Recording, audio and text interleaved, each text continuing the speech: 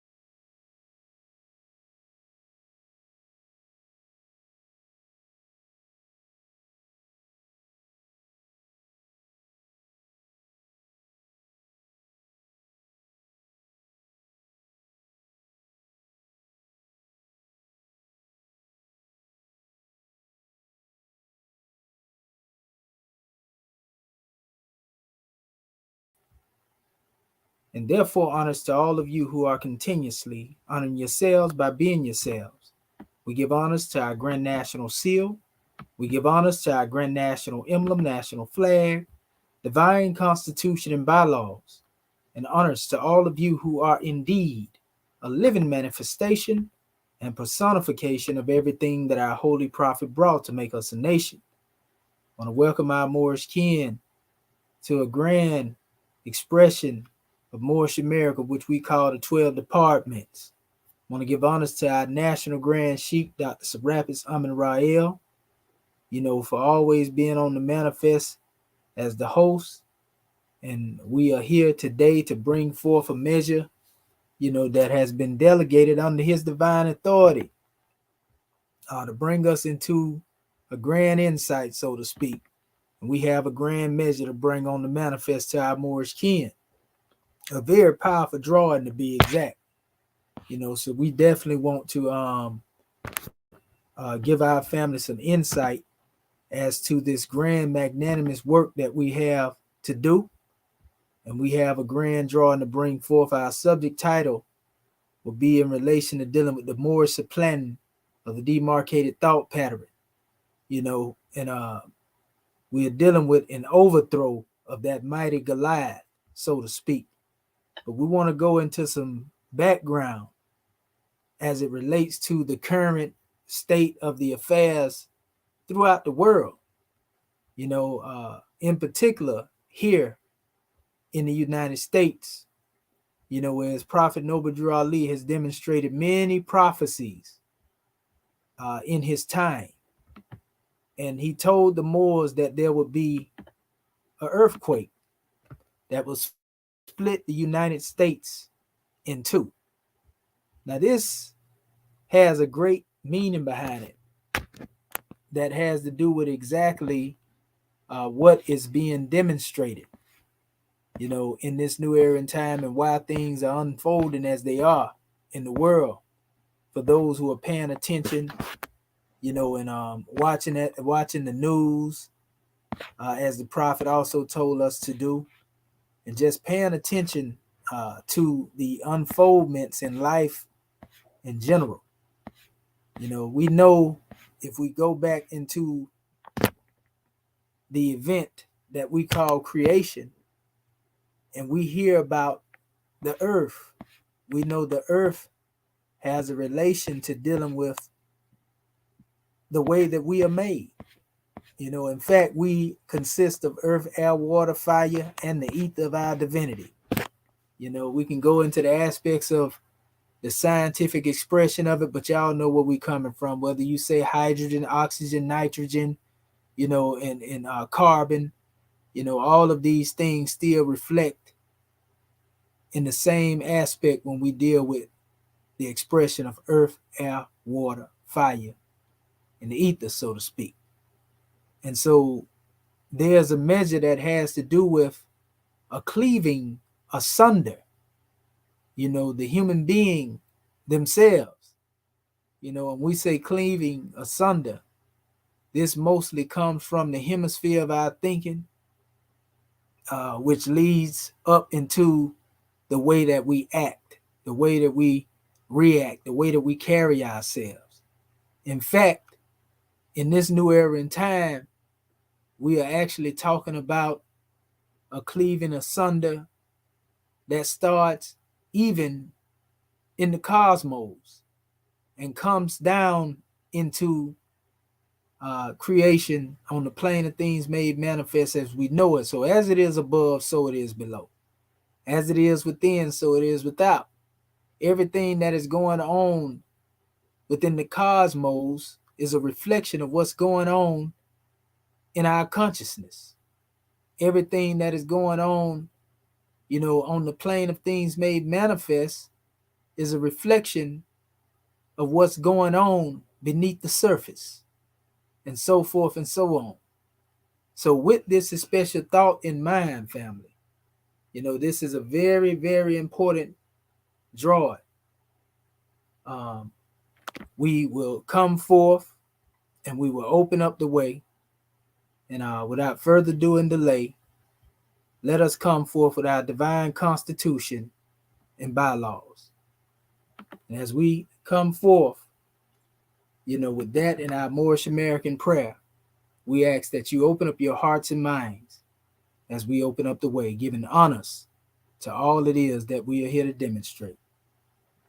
Ya Allah abnu heru makuneteru, Ya Allah abhed heru, Ya Allah ma'at heru, Ya Allah hotep heru, Ya Allah heru, Ya Allah ma'at herukuti, Ya Allah ahwajeta juti, Ya Allah per im sutek per im heru, Ya Allah bamaduti, al-hajit shepsis rea to Ali. Amen.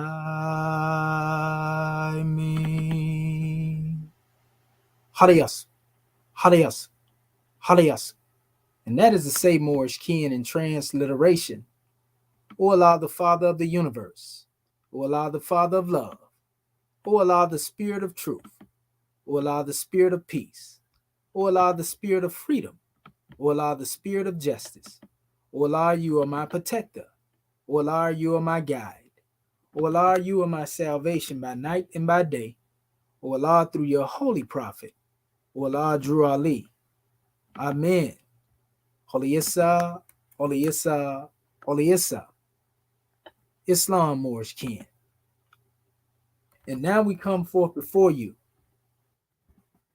with the divine constitution of Moorish America, salvation, our God, unity, the 7 supreme constitutional acts of law. Act 1. The Grand Sheikh and the Chairman of Moorish America empowered to make law and enforce laws with the assistance of the Prophet and the grand body of Moorish America, The assistant Grand Sheik is to assist the Grand Sheik in all affairs, if he lives according to love, truth, peace, freedom, and justice, and it is known before the citizens of Moorish America. The bylaws, Act 2. All meetings are to be open and closed promptly, according to the Circle 7, in love, truth, peace, freedom, and justice. Friday is our holy day of rest, because on a Friday the first man was formed in flesh. On a Friday the first man departed out of flesh and ascended unto his Father God Allah. For that cause, Friday is the holy day for all Muslims all over the world. Act 3.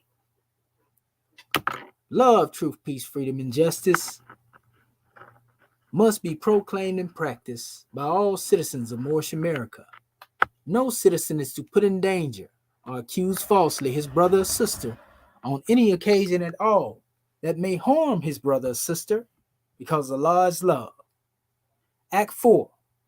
All citizens must preserve these holy and divine laws, and all citizens must obey the laws of the government, because by being a Moorish American, you're part and parcel of the government and must live the life accordingly. Act 5. No organization of Moorish America is to cause any confusion or to overthrow the laws and constitution of the said government, but to obey hereby. Act 6. With us, all citizens must proclaim their nationality, and we are teaching our people their nationality and their divine creed, that they may know that they are part and parcel of the said government, and know that they are not Negroes, colored folks, black people, or Ethiopians, because these names were given to slaves by slave holders in 1779 and lasted until 1865 during the time of slavery. But this is a new era of time now, and all men now must proclaim their free national name to be recognized by the government in which they live in the nations of the earth. This is the reason why Allah, the great God of the universe, ordained noble Drew Ali, the prophet, to redeem his people from their sinful ways. The Moorish Americans are the descendants of the ancient Moabites, whom inhabited the northwestern and southwestern shores of Africa. Act 7. All citizens must promptly attend their meetings and become a part and a partial of all uplifting acts of Moorish America. Moorish Americans must pay their dues and keep in line with all necessities of Moorish America, and then you're entitled to the name of faithful. Husband, you must support your wife and children. Wife, you must obey your husband and take care of your children and look after the duties of your household. Sons and daughters must obey father and mother and be industrious and become a part of the uplifting of fallen humanity. All Moorish Americans must keep their hearts and minds pure with love and their bodies clean with water. This divine covenant from your holy prophet, Noble Drew Ali, through the guidance of his Father God Allah. Prophet Noble Drew Ali, peace and blessings be upon him, founding father and framer of the divine constitution and bylaws of Moorish America. And now that this meeting has been opened according to the triune acts, Acts 1, 2, and 3 in love, truth, peace, freedom, and justice, we say Islam, Islam, Islamism. The providence of Allah is ever all his works. He ruleth and directeth with infinite wisdom. He hath instituted laws for the government of the world. He hath wonderfully varied them in all beings, and each by his nature conformeth to his will. Shemotepu, Moorish King.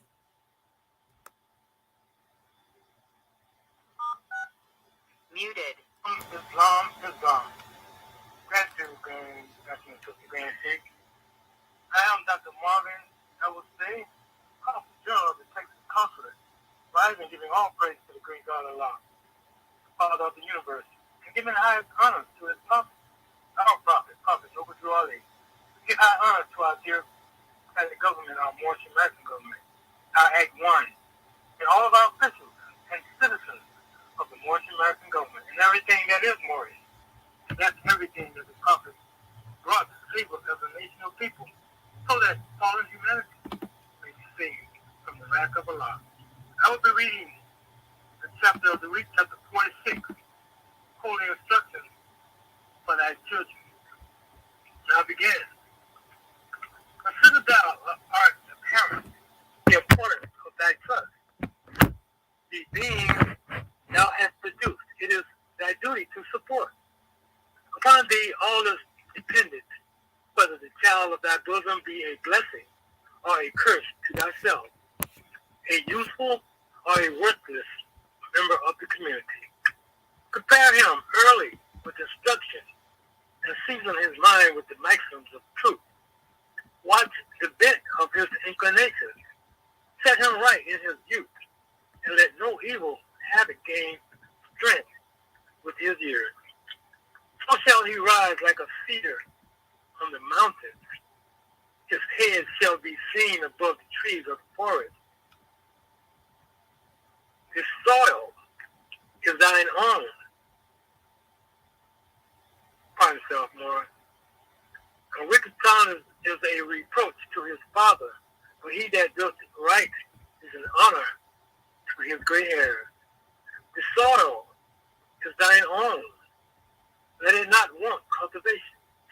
The seed which thou sowest, that also shall thou reap. Teach him obedience, and he shall bless thee. Teach him modesty, and he shall not be ashamed. Teach him gratitude, and he shall receive benefits. Teach him charity, and he shall gain love. Teach him temperance, and he shall have health. Teach him prudence, and fortune shall attend him. Teach him justice, and he shall be honored by the world. Teach him sincerity, and his own heart shall not reproach him. Teach him diligence, and his wealth shall increase. Teach him benevolence, and his mind shall be exalted. Teach him science, and his life shall be useful. Teach him religion, and his death shall be happy. Islam, Islam, Islam. I am Dr. Marvin Ellis Day, Consul General of the Texas Consulate. Today's date is June 15th, 2023. We give honor to our National Assistant Grand Chief for the opening of our meeting according to law. And honor to Dr. Marvin Ellis Day for the reading of the chapter of the week and taking registration. We want to welcome everyone to our 12 department meeting sponsored by our Moorish American government. Our host, standing in for our National Grand Chief of Moorish America, is our National Assistant Grand Chief, Dr. Shedo Amiti Al-Mohedi, just well.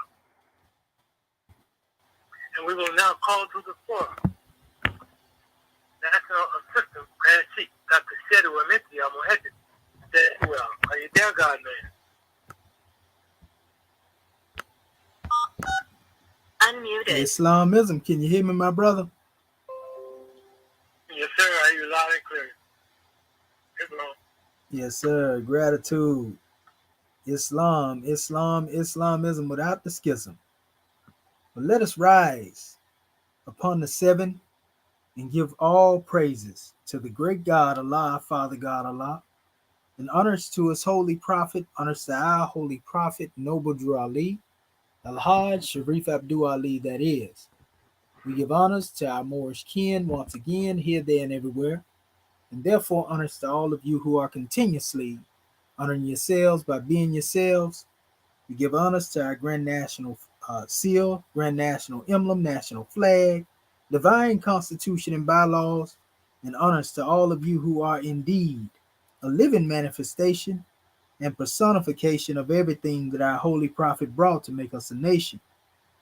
I want to give honors to all of our Moorish kin that are here in this new era in time, in the climes where everything is divine.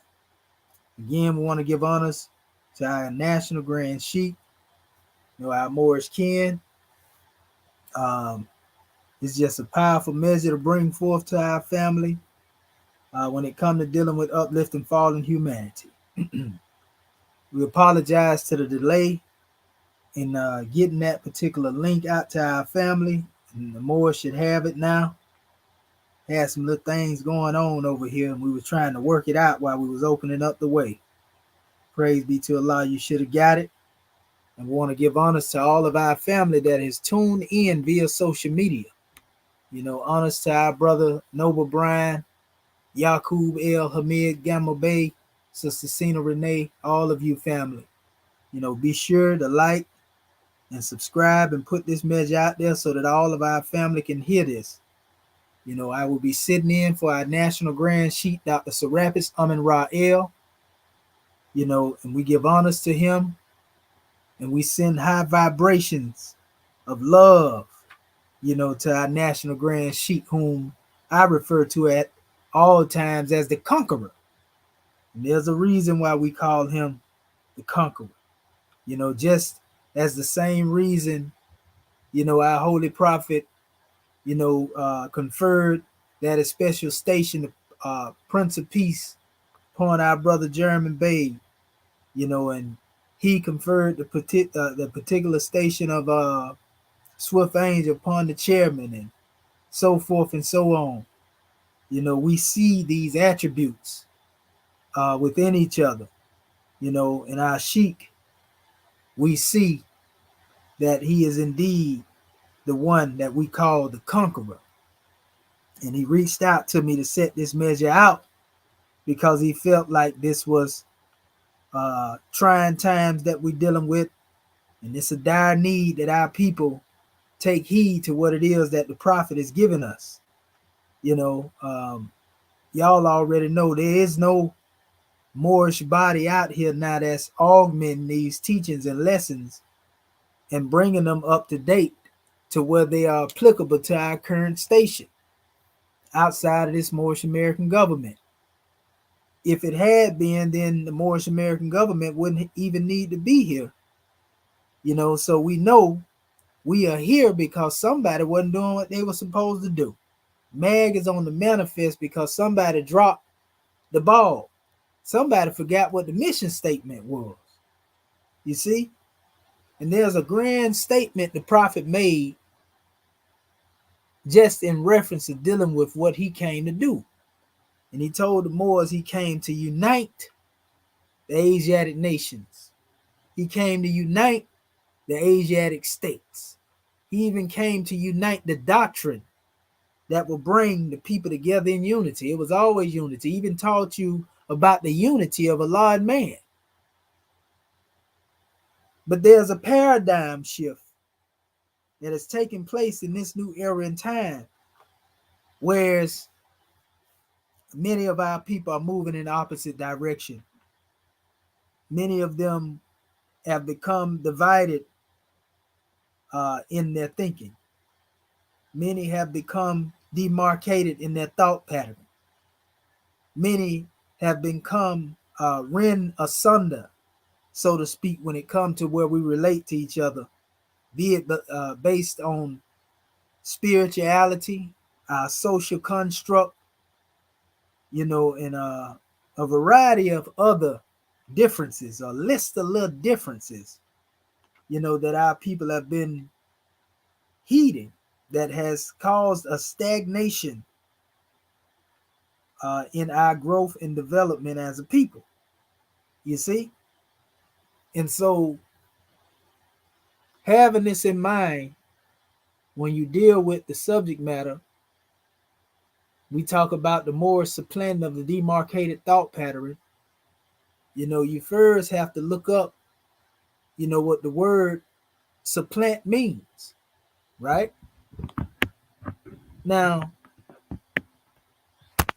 you go into the Piscean records in the Old Testament, or what they call the Torah, sometime Tanakh, whatever term you want to utilize, 5 books, you can call it what you want to call it.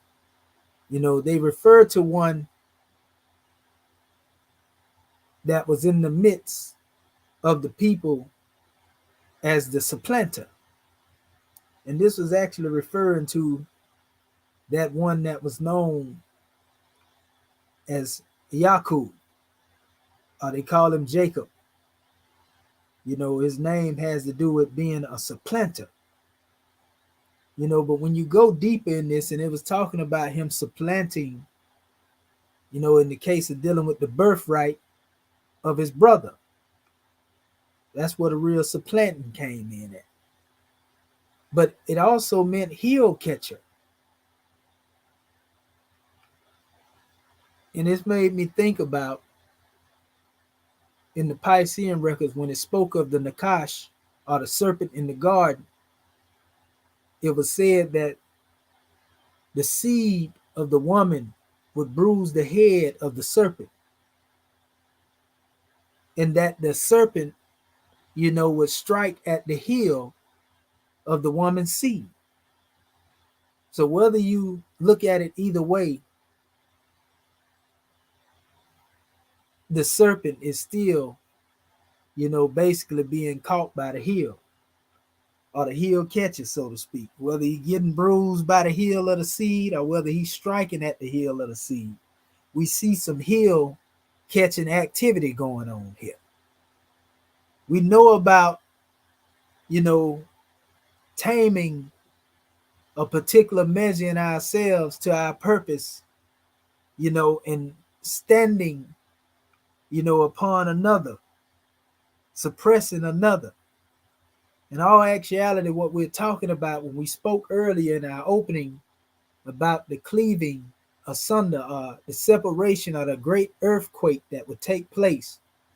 Remember, we're talking about, not only catastrophic measures that take place, such as continental drifts. A lot of time when these things happen, the earth itself, is also going through a change. There's a shift in the crust of the earth. The tectonic plates, in their rate of vibration, so to speak, causes a change. And so whether it's a minor shift or a major shift or whatever the case may be, we know that this causes a complete upheaval, of the things that are upon the earth. You see, because this brings about an instability. You see, this brings about inconstant frequencies that move through the earth's crust and causes a vibration and causes a shift, that will bring utter destruction to most things that will be found in the path of that strong turbulence of vibration, right?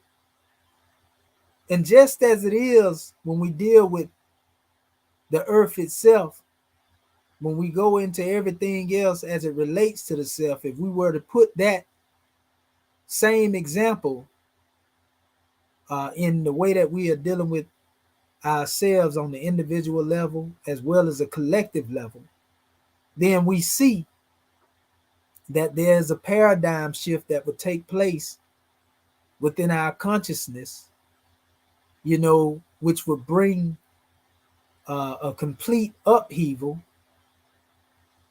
and a paradigm shift that would actually change, the way that we see things, change the way that we demonstrate with others as well as when we deal with ourselves. Now, this can be a great thing, but it can also be a thing that has to do with being destructive to us. And this is based upon where we are in our state of consciousness.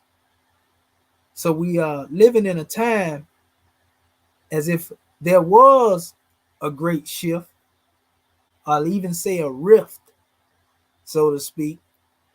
The chasm would cause a valley, in reference to dealing with a great divide. And in this division, if we were to make this applicable to ourselves, then we will place ourselves in a valley of a decision that we have to make, whether or not we're going to be a successionist as a nation of people, and build along the line of self-determination, or whether we are going to assimilate and become a part and partial, of go along to get along, succumbing to a reality in our mind that nothing will ever change. They will always remain the same. So we might as well just go along to get along, stop fighting, lay down and take it like it comes to you. And if we begin to think on that special level and we go back there, we already know what awaits us. Prophet Noble Drew Ali told us that a people that doesn't have, their proper name, one free national name, they are looked at as undesirables. And being viewed as undesirables, each and every other nation that does have a national background, would demonstrate in a particular way to where they are molesting ones. And we ain't talking about on no sexual level. We talking about, taking advantage of ones, taking advantage of our people. And this all results in misuse, abuse, and everything it is that will bring harm to us. But nevertheless, this all has to do with, the valley of decision and the thought that we are willing to exercise to change our condition. Because whatever you believe you can achieve, whatever you think you are, that's what you become. And we can't blame our thinking on no one outside of ourselves. We would have to blame ourselves for accepting the way we think as the norm. Because we have the same 24, or as the sheik would say, 25 and 7 hours in a day to think our way out of this condition that we are found in and change our condition. So our subject title again is the Moorish supplanting of the demarcated thought pattern. And just to give our family some background, I want to pull up the definition of this special word, supplant. And as I open this up right here, this will bring more clarity as to the measure that I'm demonstrating. So give me 1 second here, and I'm going to share my screen. Okay, we sharing the screen now. And look at some of the definitions that are being given here. And it tells us supplant. It means to replace. It means to displace, supersede, take the place of, undermine, override, oust, usurp, overthrow, remove, topple, unseat, depose, dethrone, eject, dispel, succeed. That's the main aspect. That's what's going to happen after you deal with the supplanting.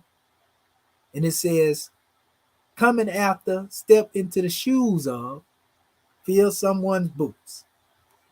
This is the nature of supplanting. You see?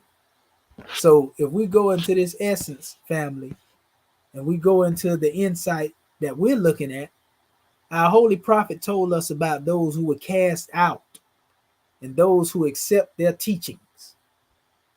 This would be an act of supplanting a particular thought pattern, that is trying to take root within the ranks, so to speak. When we look in our Moorish Holy Quran and we talk about the overthrow of the mighty Goliath, which I'm referring to as the ego. When we look at the mighty Goliath, we are told that we have to set the Savior of love upon the throne. But we have to dethrone, that mighty Goliath, the ego, in order that the greater ego may rise in might. You got to supplant the carnal ego. You got to get rid of the carnal ego. You see? So keep this in mind, Moorish kin. But we are talking about an overthrow of that mighty Goliath. Strong. King's ambition, we already know, is a sturdy foe to fight. And that's just another way of saying that mighty ego, Goliath. That's just another way of saying the illusion, of one's own greatness. In other words, somebody think that they too great in order for some union to come about, in order for us to have some oneness, because they think they the end all and be all. They don't feel like we need to be in unity. And so we have a very divided nation based upon that. Each party, as the Grand Quran would say, rejoicing in that which is of themselves. Everybody think they got the truth.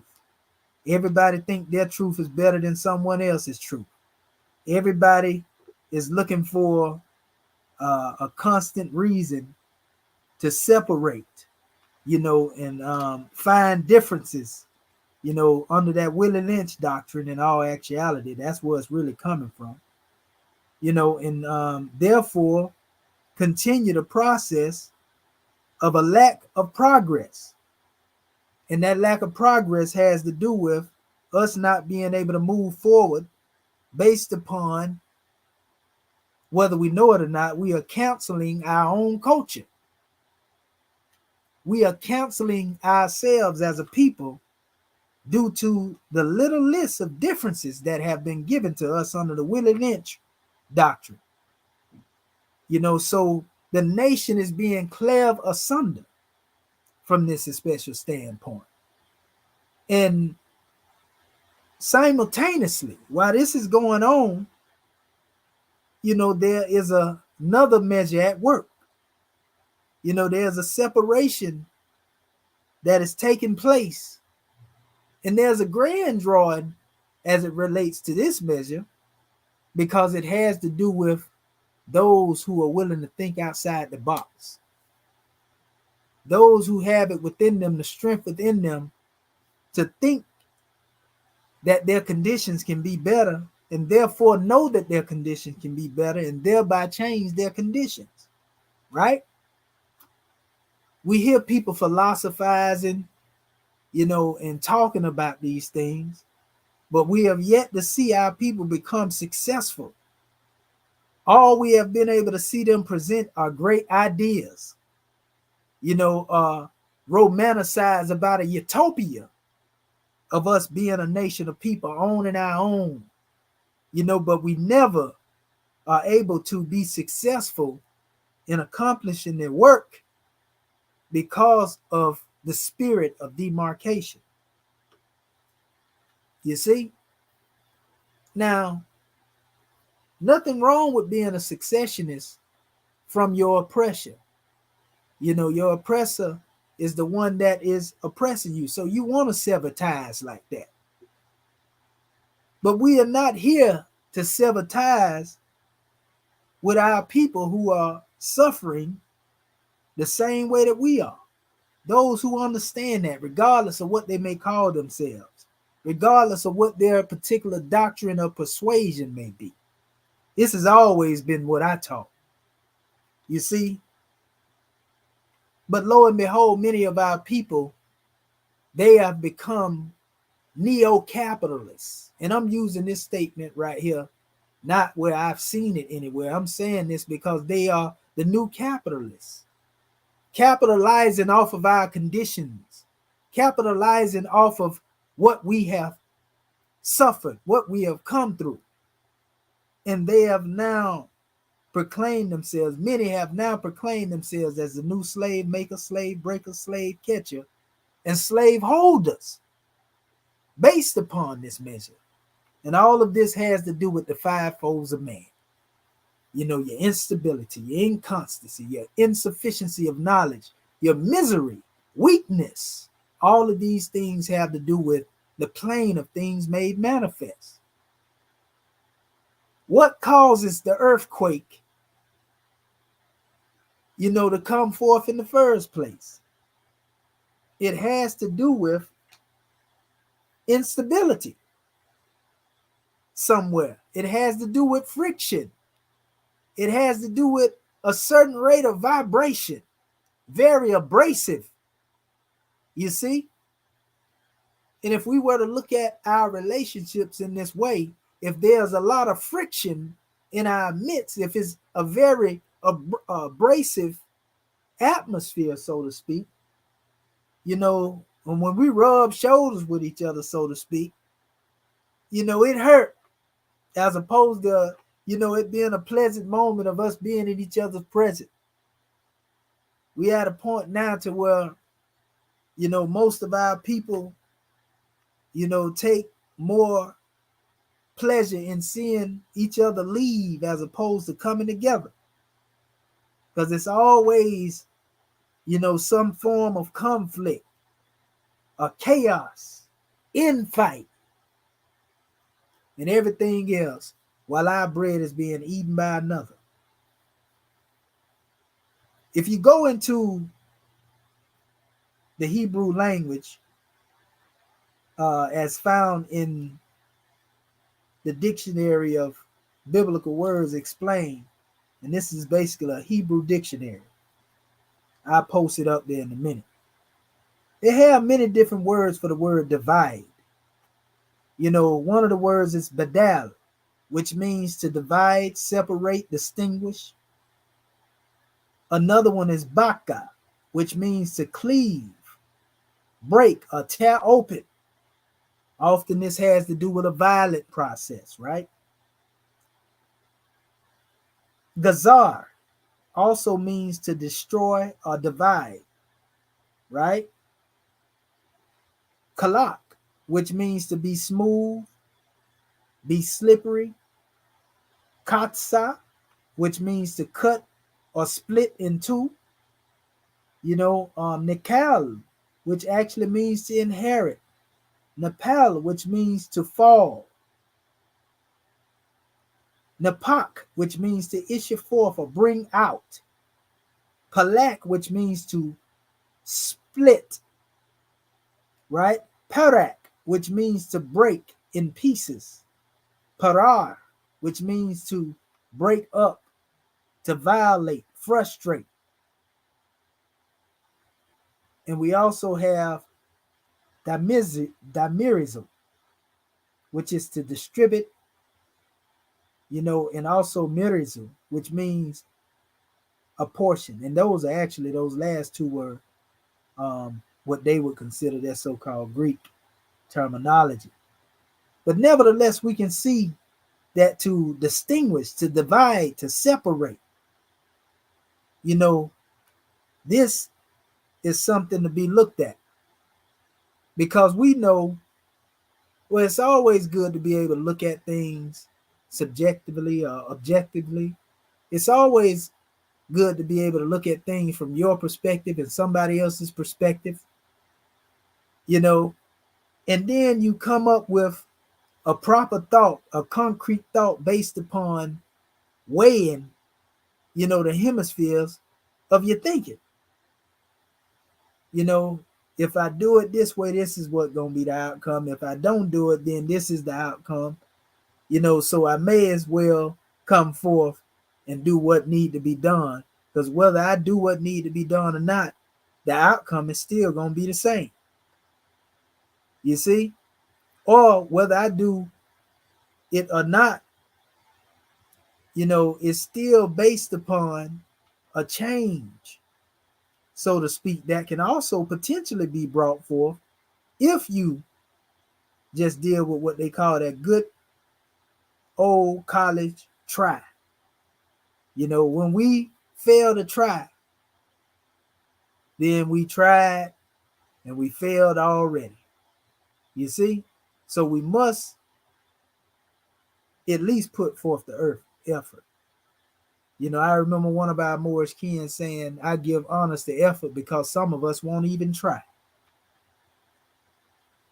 So, looking at these special measures, we know that Prophet Noble Drew Ali, the way we teach, is still working from the plane of soul. He's not dead. Physically, he is not on the manifest, but in his spirit, we know that this is an African principle. This is not just something that comes from the Moorish Americans. In Africa, we teach that man is not the body nor the soul.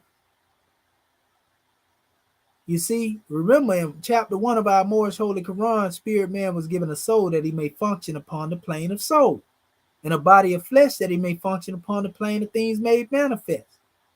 We were told in our 101s that an angel is a thought of the great God Allah manifested in the flesh. A prophet is a thought of the great God Allah manifested in the flesh. Spirit man is a thought of the great God Allah manifested in the flesh. But yet when one departs from the fleshly realm and go into what we call flesh divine, where one is able to cross over the borderland at will, when we understand the true aspects of the chemistry, the ministry, and the mystery that has now been revealed of our lives, when we come to that special level, we can understand the work that is being done here as well as there when we cross over. So Prophet Noble Drew Ali, being that he is working from the plane of soul upon the plane of things made manifest through his grand body, the Moorish American government, he has raised his scimitar to the heights in the heavens and has brought the scimitar down into the plane of things made manifest to fulfill his prophecy where he stated one day that there will be an earthquake that will split the United States in two. Again, this is the causing of the valley of decision. This is the cause of truth and falsehood. You see, being made manifest within us individually as well as, everything around us. So when the prophet dropped that scimitar, raising it on high, bringing it down, in the heights of divinity, all of this force and this power, striking the earth, whether you're looking at yourself or you're looking at the literal earth, there's a great divide of separation that's taking place. And we call this justice on the manifest. Remember, we say we are for love, truth, peace, and freedom. And when these principles are violated, justice must take its course. So justice is taking its course right now.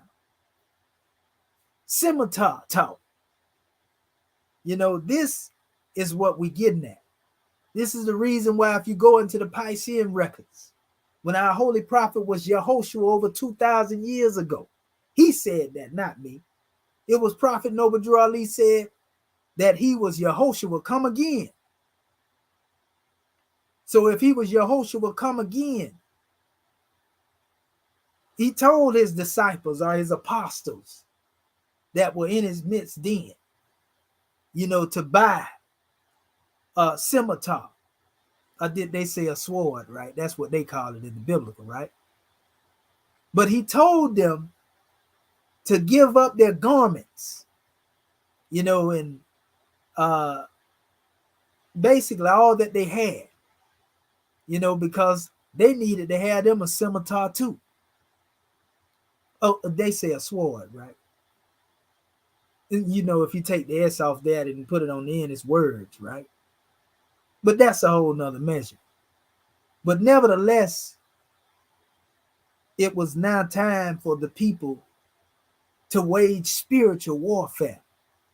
Not a physical warfare, but we call it a spiritual jihad against that lower self, that mighty ego, that carnal man. You see, this is where the greatest battle is fought at. Even Prophet Muhammad ibn Abdullah said that the greatest jihad is fought within yourself. It ain't got nothing to do with trying to tear somebody else's kingdom down or tear somebody else's nation down. It has to do with going within the self and subduing your passions and your desires, keeping them within the bounds of righteousness, muftiing yourself, standing on guard, you see, upholding your posts. Islam. That's what we're talking about. Because you're going to have some discipline in the days that are coming. You're going to have, some self-restraint. You see, when it comes to these trying times that we living in. And this is why Sheik reached out to me and wanted me to bring this message on the manifest, where we are here to overthrow that mighty Goliath. This is the Moorish supplanting of the demarcated thought pattern. That's the purpose of this measure that I'm bringing forth. So what is it that we must do? Well, it's time to separate carnal man from spirit man, to the extent to where spirit man becomes the governor of your affairs. You see, we must learn to govern ourselves before we can govern others outside of the self. So again, we in that valley of decision. It's time to demonstrate as to whether or not you're going to be free or you're going to be a slave, whether you're going to be righteous or unrighteous, whether you're going to be the higher self or you're going to be the lower self, whether you're going to be one who is pro-actionary or you're going to be the antagonist. Because in every teaching, regardless of what doctrine it is, there was always one who was actually, the one that was proactive in doing the work. And then you had the antagonist. Whether you look at it from a biblical standpoint, whether you look at it from a Quranic standpoint, whether you look at it from a Kemetic standpoint, whether you look at it from a Buddhist or Hindu or Confucian standpoint, all of these particular teachings or books had that dynamic of the righteous as opposed to the unrighteous, the good as opposed to those that are not so good, the truth as opposed to that which is falsehood. So now, being that we know this duality exists on the plane of things made manifest, it's time that we cut that portion off that is ungainly, that we have no use for, and get with that which is good for the betterment of ourselves, for the betterment of our people, the betterment of our nation. If it promotes your well-being, then it's good for you. You see? All of these different texts and books that we have are nothing more than tools that we utilize in order to better the self. If it make you good, all is well. I'm not here to question, your doctrine or what thing you dealing with. That's irrelevant to me. If you good people, you good people. You see? But I do know that being here, unless we have oneness of thought, unless we have unanimous will, in a united front, we're going to continue to suffer as we have been suffering, forever and a day. And we can't blame anyone but self, because we choose to stay in the condition. We choose to not want to change, and therefore the world is steady being advanced in technology. It's becoming more sophisticated in the way things are being constructed a lot of time, to where your detriment can be brought to the manifest. If you notice right now, we can see that our people are, transcending. And I'm not talking about just dealing with our actions. I'm talking about the way Rome has constructed things. We see a lot of celebrities, and people just falling all of a sudden with certain conditions. You see, and our people are just going along to get along, moving like cattle. Or did I say cattle?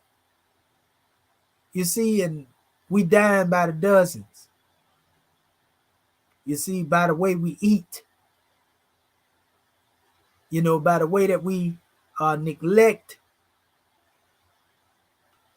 what is necessary in order to keep us strong and healthy, even down to the dietary aspect of things.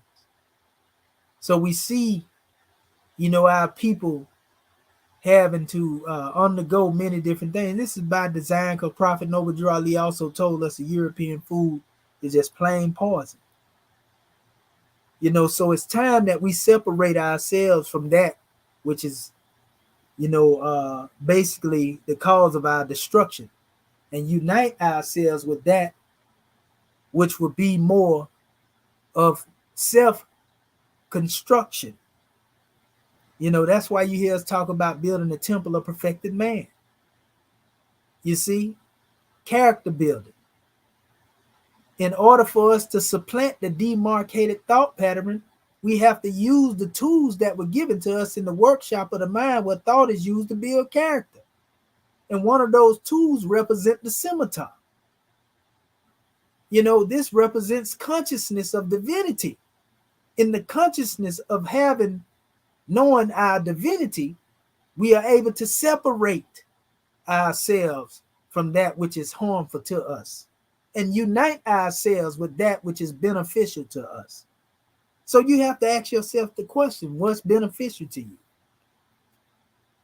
What's detrimental to you? This is what we have to do. We have to ask ourselves that question, and then we have to work out our life song by solving the fix, because ain't nobody else going to fix it for you. We waited for over 400 or 500 some odd years for a blonde-haired, blue-eyed, buttermilk-complected European to scale the skies. And next thing oh yeah, we free, Lord. This is the way we was taught, right? We've been taught to bear with the conditions under all circumstances and accept it as it is, so much so to where we become desensitized. And now that we in that state of mind, it seems like it's normal to be a slave. It seems like it's normal to be a second-class citizen. It seems like it's normal to be somebody else's property. Don't even try to change the condition. This is the way we want it, despite being a so-called PhD, despite being a so-called bachelor's with a master's degree. You know all this right here, but you don't know your own ignorance. You know all this to have these accolades and these, certificates, so to speak, and you can't change your reality. So what are you really a master of? We know what your bachelor life being like. Who you been associating with? Oh man, goodness gracious. So these are the things that we have to look at. Like I say, we in a situation to whether, we gonna either serve the higher self or we gonna serve the lower self. Ain't no in between. Ain't no in between, family.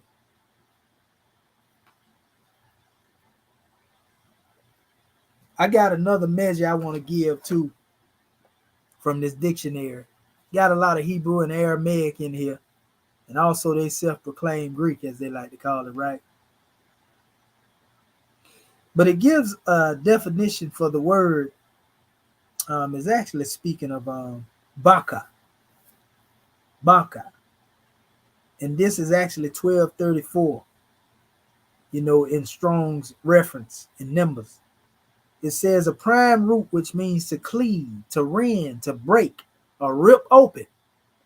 So now, if we were to look at this, in the likes of looking at the earth and there being a separation, we can look at this opening as something to be revealed.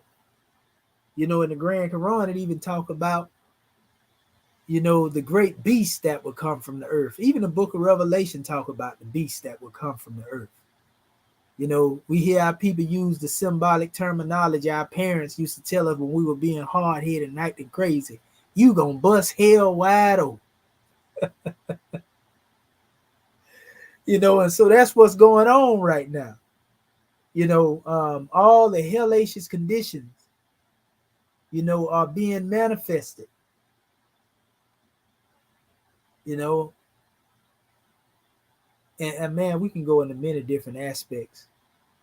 And all of this has to do with the way we are thinking as a people. If we would change the way we think, we would change our conditions overnight. That's something that mostly all of our teachers agreed upon. But it went on to say, it says it means to divide rent, not pay rent, but to rend something asunder. It says to break through, a breach, asunder, hatch, break into pieces, to tear. Baka means to cleave, split, break open, break through. So if there's a splitting process, then something is to be made manifest. Something is to be revealed. If you separate truth from falsehood, you're going to get what you're looking for. Either you're going to get the truth in totality, or you're going to get the falsehood, in totality. It's whichever you choose to pick, red pill or blue pill. We say red pill, green pill. Whichever one you want, right? But you're going to take one or the other. So it says, it also has to do with the origin of the name of the famous Baka Valley, which means valley of cleft. In Lebanon, its variable forms of Baka is found some 50 times in the Hebrew Old Testament, and the word is first used there in Genesis 7 and 11, which states that the fountains of the great deep were broken up and resulting in a flood. Now let's imagine that, because we know during the time of continental drift and crust shifts, this paradigm shift and all this type of measure, we know that this, they say, established 7 continents last time it happened, right? So what you think gonna happen if the United States is split asunder? Will it still be called the United States?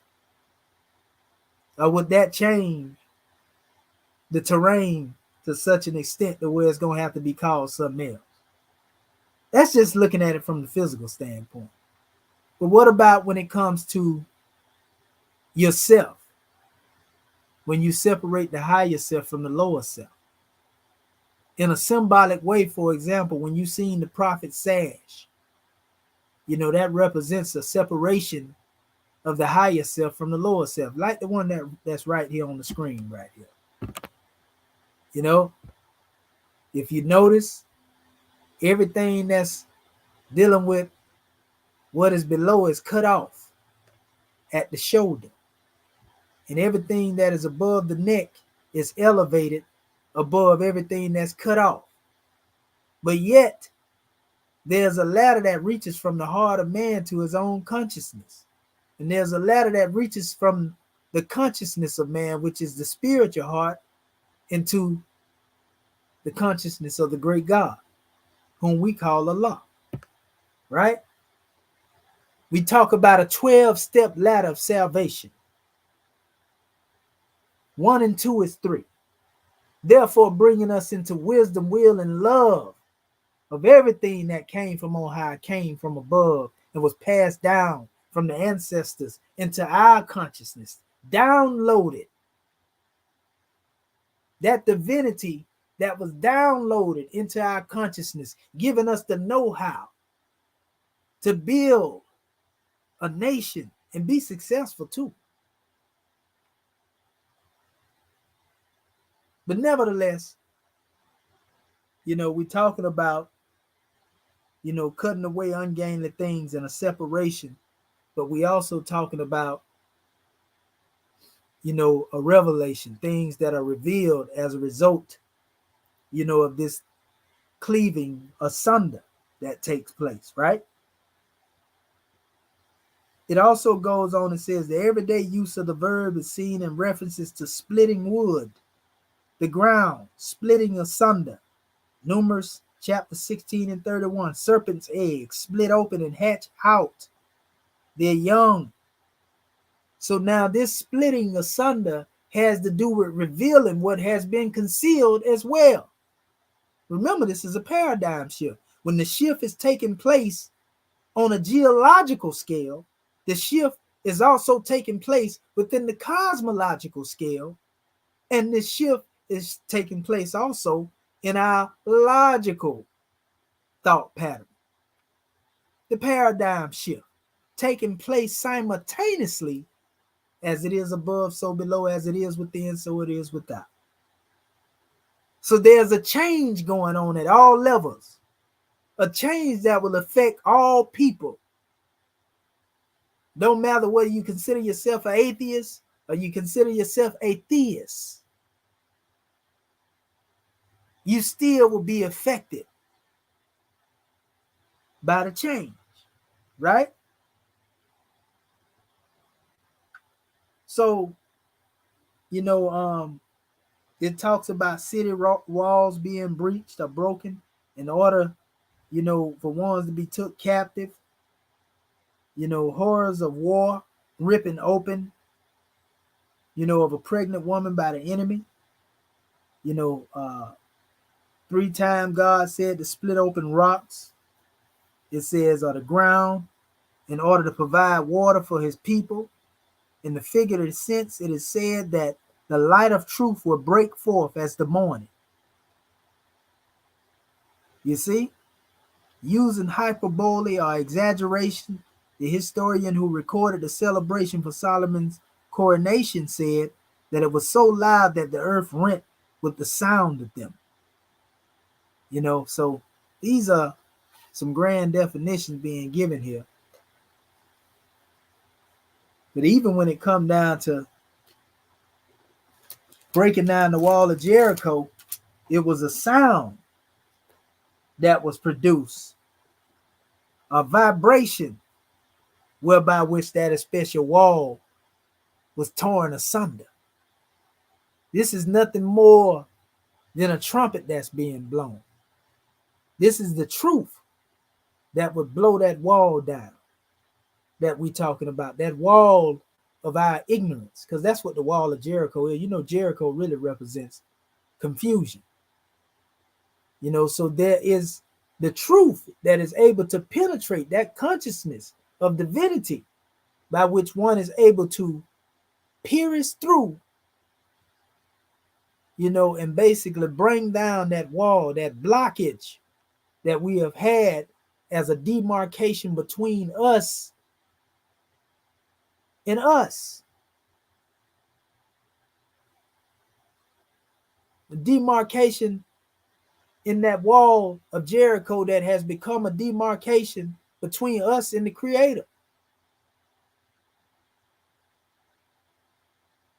So this is the real meaning behind if think out the box was a person, or think outside of the box.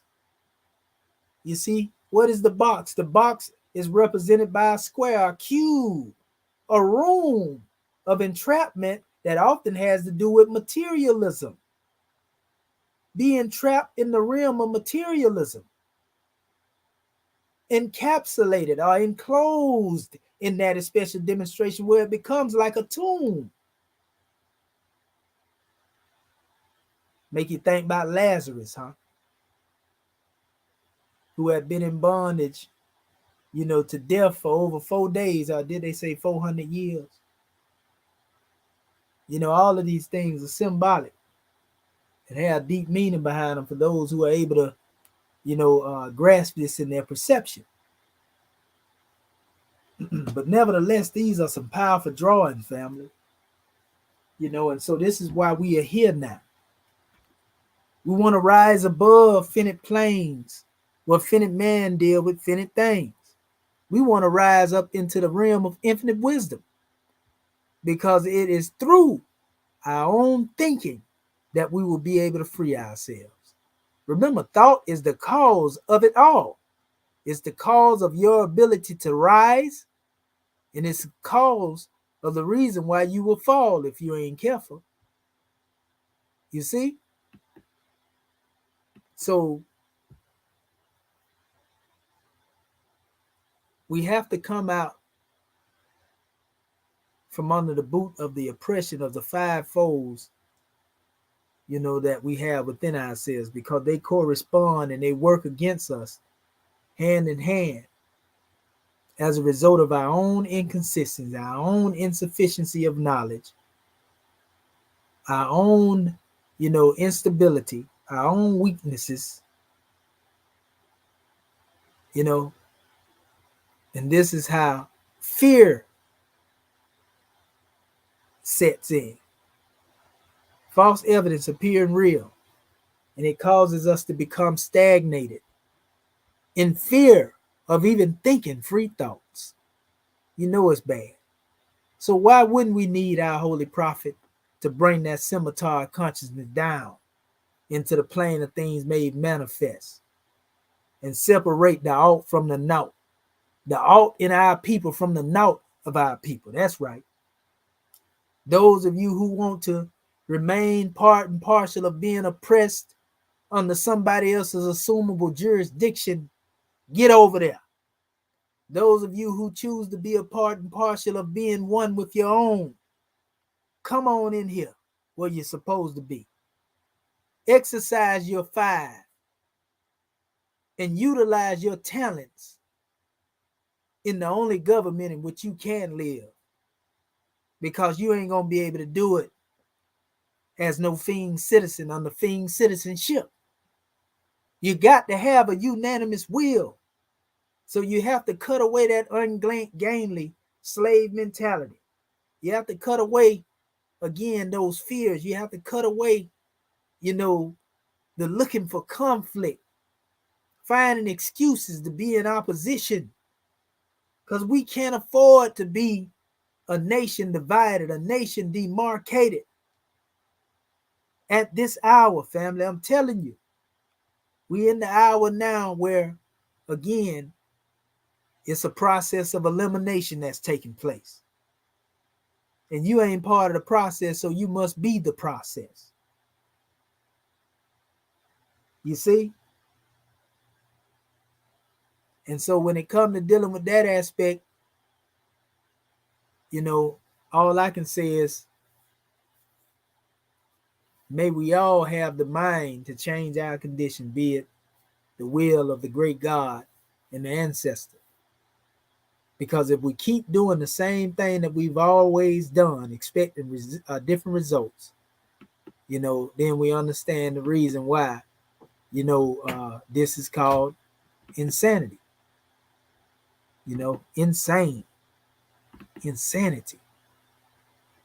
You see, this is a powerful demonstration, family. I want to give honors again to our national grand sheik for asking us to come forth. I want to give another drawing as it has to do with this word, dealing with the reality of, rending asunder, separating, and so forth and so on. This word, you can find it, like I say, both in the Bible and the Quran. It speaks on, the breaking things apart. You can find them throughout all of the measures. There's one aspect where it speaks of the righteous inheriting the earth and the wicked being removed. So what you think gonna happen when the prophet talk about this great the earthquake that will split the United States in two? You see, and we say the righteous shall inherit the earth and the wicked shall be removed. So this takes us beyond looking at, just a shifting of the continental drifting, right? Who is the righteous among our people? Who is the wicked among our people? I ain't here to try to point nobody out as being righteous or wicked. I'm just saying. But those who are right be working toward that which is right, right? Those who are wicked will be working against that which is right, right? So I let you be the judge of that. There's no need for me to go there. But what I would say is the righteous shall inherit the earth and the wicked shall be removed. Honor your mother and your father that your days may be long upon the land. Well, who would be considered of honoring their mother and their father? Would it be the righteous or would it be the wicked?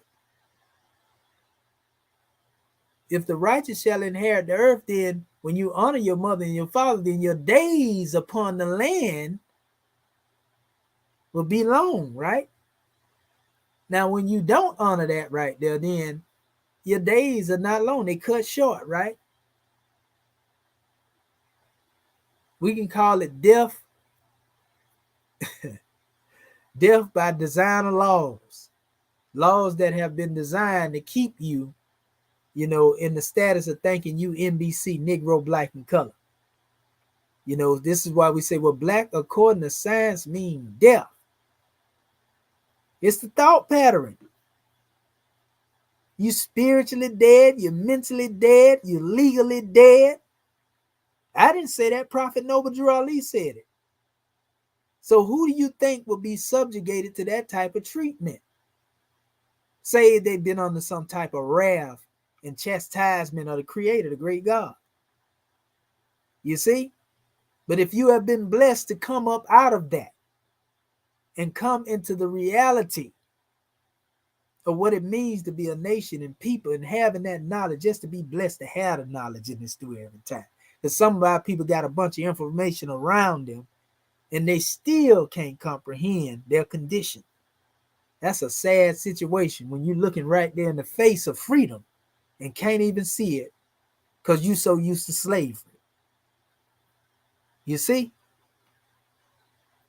Remember, that state of false evidence appearing real, that fear have one in a state of mind, to where they scared to think free. They're going to kill me if I try to free myself. Well, you dying daily anyway. You being killed, by means of your diet, by different social constructs and the condition that you live on based upon the way it is. So, what you scared of? What is the fear if you already getting took off the count from that aspect? I don't understand. I don't get it. What you think you're going to die harder or softer?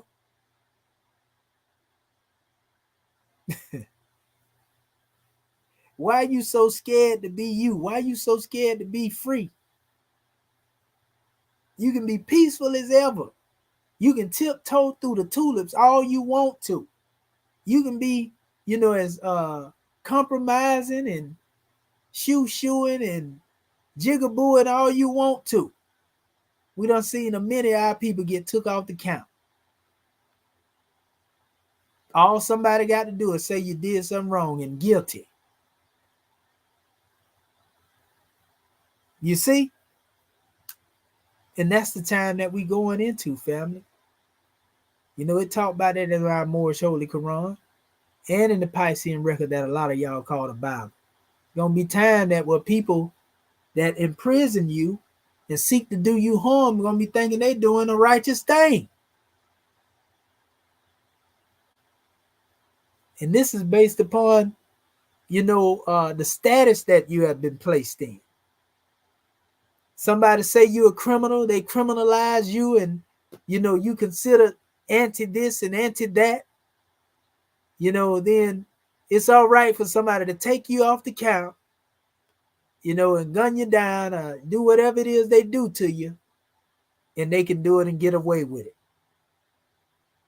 Because there's a time where the righteous will be persecuted by the unrighteous, and it will be promoted as if it is the right thing to do. We live in the same climate, little do we know it, that our ancestors lived in over 100 years ago, where it was nothing to see a public lynching. Y'all got to get the book, by the way, called 100 Years of Lynching. Check that book out. That's just one aspect right there. And go read some of the stories in the newspaper articles that was taken out of those demonstrations. But we living in that time. So all we got is us, people. And when I say all we got is us, I ain't talking about just the Moors. I'm talking about whatever you call yourself. But we can't be us, and still hold on to or cling to names that delude to enslavement and slavery and think that we gonna have some political power. You know better. And I want to give honors to all of our elders because, they did what they were supposed to do. And most of them, I ain't seen one yet that don't agree that these names, these social constructs under racialization and ethnization You know, this so-called black and this so-called white thing, I ain't seen now elder yet that is in disagreement with the fact that black is not a nationality. All of our elders know that. But it's just our people over here who want to fight you tooth and nail just to remain somebody else's property. No matter how many times you tell them, no matter how many times you show them, no matter how many times you prove it to them, no matter how many times you show them that these constructs was created by the same people that put them in bondage, they want to come back and say, the name Moor was given by a European, so you reject the name Moor, but you don't reject the name black. You don't reject the name Negro. You don't reject the name color, because a lot of them talking about they Negroes now. You see, so make it make sense. All this cherry picking and, you know, selective research, you know, has to stop. We got to be honest with ourselves at some point. You see? I mean, who you think you fighting against? You ain't proving nothing by standing in opposition to your liberation. You look foolish. You ever seen somebody that want to be free? You know, and they really want to be free because they want to change their condition, but yet they going to fight against the person that come to them with the key to release them from the cage that they've been locked in. Here you is all up on the bars, you know, hands and feet trying to get up out that demonstration, trying to rock the cage, so to speak. And somebody come up to you with the key to unlock the gate, you gonna jump on them? No, let me stay in here. That's how people look.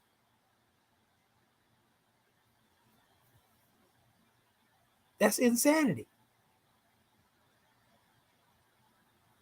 So that's why it's necessary for this supplanting to take place. That's why it's necessary for us to repel, you know, and go in opposition to this demarcated thought pattern, because it has killed us as a people. Like our brother Tupac said, it ain't them that's killing us, it's us that's killing us. It ain't them that's knocking us off, it's us that's knocking us off. I'm telling you, you better watch it. Give honors to our good brother. We done had people to come to us in all spectrum of consciousness, and we still ain't got it yet. We just looking for more scapegoats and sacrifices. Somebody that'll do for us that we too lazy to do for ourselves. You see, I'm starting to believe that our people don't really want to be free. They want to make a hustle out of freedom.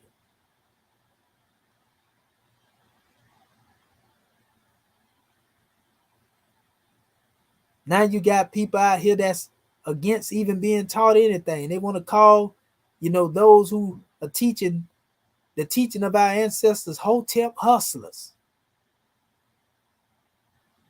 You see? And a lot of them is out there hustling our people. You're right, Sister Cena Renee. It is counterproductive. The thing is all we can do is continue to talk about it. You know, but I'm at the point, like I told the Moors before, you know, I want to deal with the solution of the problem. And that's what this class is based upon, the solution of the problem. The solution is in unity. The solution is in us coming together, again, having a unanimous will to be free. This is how we supplant the demarcated thought pattern. This is how we supplant that thought of division, that I versus you and you versus me syndrome. Competition, the spirit of competition. You see, this is what our chairman has taught us about. He has told us what this spirit of competition entails. You ain't gonna get nothing out of it but what you always got.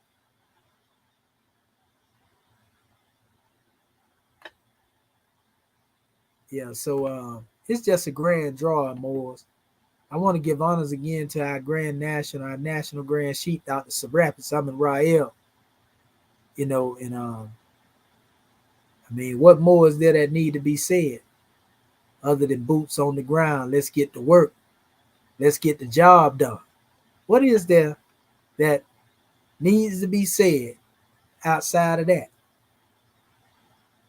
You know, but we know our people, they want to sit there and debate and go back and forth in argument for 5 and 6 hours and do it again tomorrow and then recycle, the same conversation again at another hour, and yet and still no work being done, no nation being built, only destruction being brought to the manifest. So we here in the Moorish American government are here to teach our people to love instead of hate. We here to supplant that demarcated thought pattern of the vision. We here to unite our family, under one umbrella, to become together, as oneness, and get this job done. Boots on the ground, scimitars on deck. Justice is on the manifest. You see, so what you gonna do? As we said down here, barbecue or mildew. Or the chairman say, what you gonna do? Shoot it or dribble it? And we don't eat no barbecue, but we just using that as an example. So it's a grand drawing, that we are here in this new era in time. It's not strange that we are born in this climb of the time. We could have been born any time in the cycle age, of 25,000 years. We could have been born 25,000 years ago. And we wouldn't have this burden of responsibility on us. We just so happen to be born, in the end time and fulfillment of the prophecies. Think about that, family. If we were to go into the Paleolithic time period and we deal with that time frame, you talk about 100,000 years. You know how many civilizations have come and fallen and rose up, and how many upheavals and paradigm shifts have taken place from that special time on a major and a minor scale. But we so happen to be born in the time when everything is to be fulfilled, everything is to be revealed. I count that as a favor and an honor in and of itself, to be a part and partial of getting this job done and doing the work to fix, the situations that's basically had been upon humanity before we got here. So if you here now, you've been called for a reason. If you at this level in your consciousness, it ain't no strange happening. It ain't by chance that you here. You was here because you were born to be here and do this work. Especially those of you who already embraced the Moorish American government. If you here, you was born to be here. You were predestined to be here. You got a lot of people out there too, that like to throw around, certain words and call this pseudo and that pseudo and this and that there. Pseudo is just a word that people use to cop out and deny, the truth. They don't want to embrace the truth, so they call you pseudo, and pseudo mean liar. But in order for you to say that somebody is a liar, you got to prove them wrong. And if you can't prove them wrong to be a liar, then you are the liar. You see? That's real talk. So, or shall I say scimitar talk. Also, you have those who want to go in opposition, to Kemet and claim Kemet at the same time. They go in opposition to the great God. Say that the great God don't exist, and we teach that God exists within man. But if you go into these books that they out here reading and they promote, from E. Wallace Buzz, Gas and Mass Piro, every last one of them, they talk about God in their translations. So since you believe that their translations is so real, And they right. If you believe that to be the truth, then how is it you gonna say you atheist and you don't believe in the supreme being, or you don't believe in God? When right there, it's talking about the gods in plural and God, alone.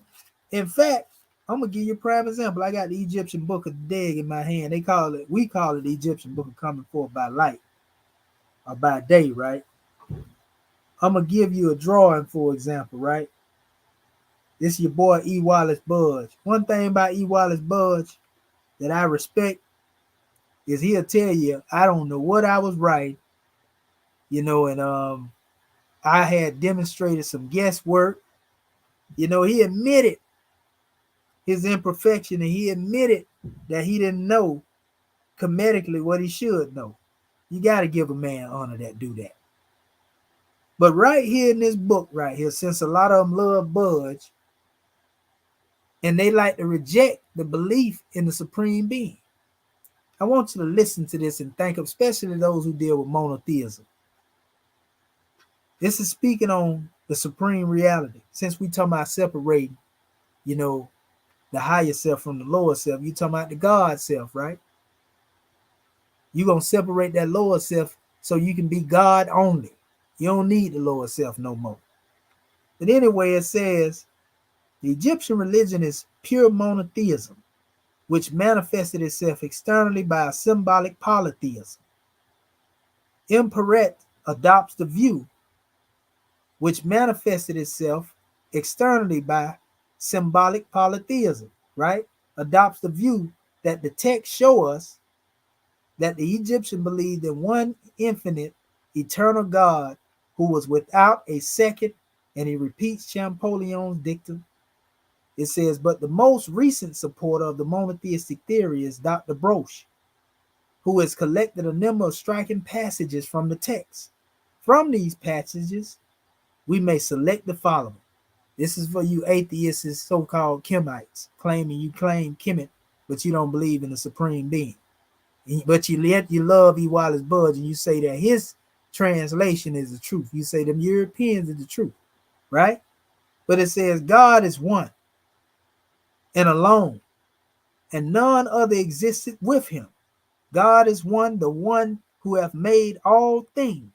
God is a spirit, a hidden spirit, the spirit of spirits, the great spirit of the Egyptians, the divine spirit. God is from the beginning. He hath been from the beginning. He hath existed from old when nothing else had a being. He hath existed when nothing else existed. And what existed, he created after he came into being. He is the Father of beginnings. God is the eternal one. He is the eternal, the infinite, and endureth forever. A, God is hidden, and no man knoweth his form. No man have been able to seek out his likeness. He is as hidden to the gods and men, and he is a mystery unto his creatures. No man knoweth how to know him. His name remaineth hidden. His name is a mystery unto his children. His names are innumerable. Talking about the attributes, right? And they are manifold, and none knoweth their number. Though we have 99 that's mentioned in the Quran, it tell you there are more that are outside of that wasn't even mentioned. God is truth, and he liveth by truth. He feedeth thereon. He is the king of truth, and he hath stabilized the earth thereupon. So that's where your stability comes from. You see, the God self, God consciousness within you. That's how you stabilize this earth that we call the body. That's how you stabilize this earth, that is subjugated to the cosmology that we call the cosmos, right? But it says he, giving life to man, he breathed the breath of life into his nostrils. God is father and mother, and father of fathers, and mother of mothers. So there is no gender in relation dealing with the supreme being, because spirit has no gender. You see, the spirit is the same being in the God man or the God woman. It's still God. You see, He begetted, but was never begotten. He produced, but was never produced. He begot himself and produced himself. He created, but was never created. He is the maker of his own form and the fashioner of his own body. God himself is existence. He endureth without increase or diminution. He multiplies himself millions of times, and he is manifold in forms and members. God hath made the universe. He hath created all that therein is. He is the creator of what is in this world, and what was, and what is, and what shall be. That's why you hear us say, what do you have to say about the holy breath? It is good, it was, it is, right? And it evermore shall be, right? So it says, he is the creator of the heavens and the earth, and of the deep, and the water, and of the mountains. God has stretched out the heavens and founded the earth. What his hearts conceived straightway came to pass. And when he had spoken, it came to pass, and endured forever. God is the Father of gods. So in other words, God begets other gods. It's in your nature to be a God. If you made in his image, then I don't know about y'all, but when I look in the mirror, my image casts a reflection of myself. You made in his image because you were his thought made manifest. And if the supreme being has to do with everything divine, when he manifested you from his divine mind, you had to be divine too. Just like an apple seed coming from an apple tree, or the apple, or the fruit itself. And we can go on and on and on. A chicken can only produce from the egg that which is of itself. So what you think the great God gonna produce? But that which is of itself, right? So it said, God has stretched out the heavens and founded the earth, and what is hard conceived straightway came to pass. And when he spoke it, it came to pass, and endured forever. God is the Father of gods. He fashioned men and framed the gods. God is merciful unto those who reverence him, and he heareth them that calleth upon him. God knoweth him that acknowledgeth him. He rewarded him that serveth him, and he protected him that followeth him. You can't follow the Most High unless you're able to see him, right? With the eyes of the soul. But you got to grow a pace for that, right? So we just want to say gratitude, family. In other words, we talking about the unity of Allah and man, the unity of God and man, the great God. This unity, it causes a supplanting of the demarcated thought pattern, because when we look into the face of each other, we look into the face of the God that created us. When we reach the level that we can come into a state where we are consciously prostrating toward each other's higher self in honor, this is when we would have reached the point where we have supplanted, the demarcated thought pattern, and we will become one in unity. The resurrection will become a fact. We will be exhumed as a nation. Our literature and the way that we see it, the books of truth will become one, because no one truth contradicts another truth. We will see the uniting of the Asiatic states, and we will see also the uniting of the Asiatic nation. And all of this will come forth as a result of us honoring the Asiatic covenant. So we want to say Islamism without the schism. Want to give honors to our national grand sheikh, Dr. Serapis Amin Rael, for calling me to open up the way. And, in this essence, we're going to open up the floor for our Moorish kin at this time. So gratitude, Moors, peace, love, and law at all costs. Thank you for having me. And Islamism, peace and love. All right, so if there are any Moors who would like to come forth and give their measures, *6 your phone.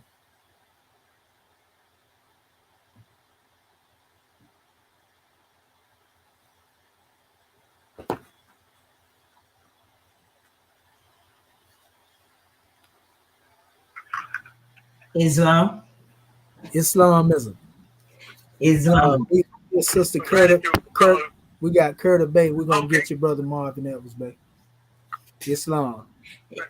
Islam is Islam, God, man. We not having no crickets tonight, not after that powerful clash we just had. Islam.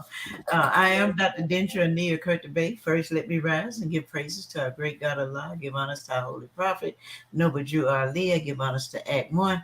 I give honors to all my government officials, and I give honors to our national grand sheik for knowing exactly what the people need, knowing what needs to be said and done. I love you, National Grand Sheik, and we give honors to you, National Sister Grand Sheik, for being obedient and stepping up to the bat and just letting the great God Allah speak through you. Because see, the great God Allah knows. He sees everything. Whether you believe in him or not, you can be atheist or whatever. The great God Allah is still leading on, and victory is assured. He is still in charge. And I didn't get your subject, God man, but I tell you, this was a powerful class. I thoroughly enjoyed it, especially when you was talking about the different things that's happening here just happening in the world. When you look around, you see all these things happening. And I think about during the days of Noah, when I was in Christianity, and it talks about how the people were eating and drinking and being merry and wasn't paying attention to what was going on, not realizing that certain destruction was about to come because our people mindset was so that was so wicked at that time, and we know what happened to them. But I love it when you talked about when the big split, the earthquake, it's been prophesied the earthquake was going to split the United States, and how you reference that back to the spiritual part, the spiritual part of separating your higher self, separating that lower self from your higher self, and doing the spiritual part of it. And I tell you, my mind is just going, and the prophet just showing me things on how, when I can only talk about me, when I take the time out. He say, study self. And then he said, after you then study self, you ask me what to study again. He said, I tell you, go back and study self. And I tell you, Dr. Shaheed, this class is so powerful. And I come to the realization that if I just focus and study me, see all that other stuff, what you're talking about, all of that'll fall into place, because you won't have to get on here and try and teach me to love. Because if I'm studying self, I'm going to come to that realization of the 5 highest principles in this land. And when I begin to study self, y'all won't have to get on here and try to teach us how to act and try to tell us you don't need to be backbiting and you need to try to get along, and we need to try to come together and work together and build this government right here. You wouldn't have to tell us that if we was really studying ourselves. Because when you begin to study yourself, you begin to see God in you. You begin to know that you and the great God Allah are one. You begin to know that there's no separation in us here. You begin to see that it ain't no time to play now, family. It ain't no time to play. And you begin to see you need to choose who you gonna serve. You need to choose whose side you gonna be on. It's time out. You need to make up your mind. Either you're going to be for your Moorish American government, or you're going to do whatever else you do. But make up your mind. And I heard you say in one of your classes, you say stand 10 toes flat on the ground. I can't say it like you, but I love that. Either you stand 10 toes flat in this Moorish American government, or you stand 10 toes flat somewhere else. But don't straddle the fence. Be for real. Stand firm on what you believe. And I hope you believe in this Moorish American government. I hope you believe that this is a divine movement of the great God Allah.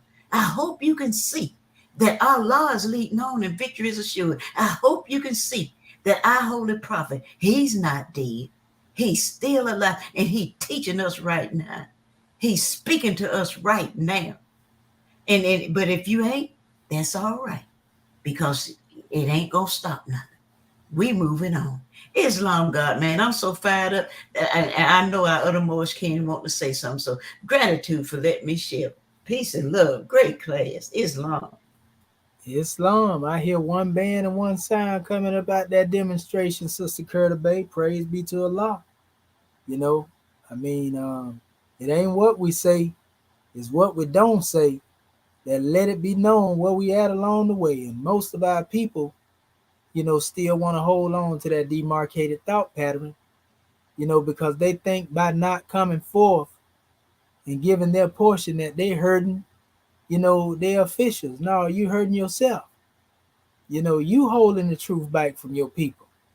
You refusing to give. You ain't hurting Brother Shaheed or the chairman or the Moorish American government, because we going to do what we going to do. We going to unfold godly, so to speak, and loving it. So Islam, they ain't doing nothing but making room and preparing the way for the ones who coming to really do the work. All right, Brother Marvin Edwards Bay, I got that thing set aflame for you. You can take hold of this scimitar and will it as you will. You there, grand man? Yes, sir. Gratitude. Appreciate it. And this is Dr. Marvin Edwards Bay. I will take the compliment. Praise and honor to be given. Praise and honor to be given. Very, very powerful message that you brought on. Very powerful demonstration. And I honor those that gave their message before me, and those that will give their message after me. And you talk about the Moorish supplanting that demarcated thought pattern. And when I first heard that message, I thought I knew what supplanting was. I had to go and look it up again. You know what I mean? And the way you're using it is so very powerful. You know what I mean? It's like unto that hammer repetition. Papa said we got to uplift fallen humanity. You know what I mean? We got to first purify our hearts and minds. See, all of these things have to take place. You know what I mean? Because we grow in degrees. And if we're not at that degree to where we can speak on it or anything, then something is suspect. That thought pattern hasn't been suspended. You cover a lot of ground here, and you did a lot of work, because you was raising one up. You know what I mean? If we didn't know it. Because she was telling us what it is that we need to do. You know what I mean? We have to continue to study. We have to continue to study for self. We can't point fingers. And when we think we're hurting somebody else, we're hurting ourselves in this Moorish American government, because it's all about giving. It's all about supporting. You know what I mean?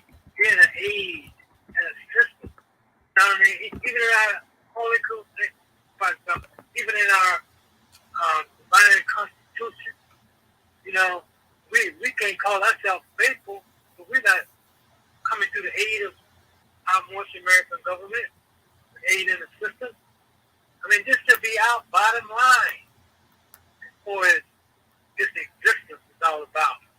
You know what I mean? Why were we put here on this earth to aid and assist? You know what I mean? And we do this by cleaning up our hey. Getting real. You know what I mean? Stop playing around. This was time to play. You know what I mean? All the time when one wants to play, when they still think they got time to play. Like you said, talking about that earthquake that would split the earth in half. I think that's seriously said. I know the prophet had a teaching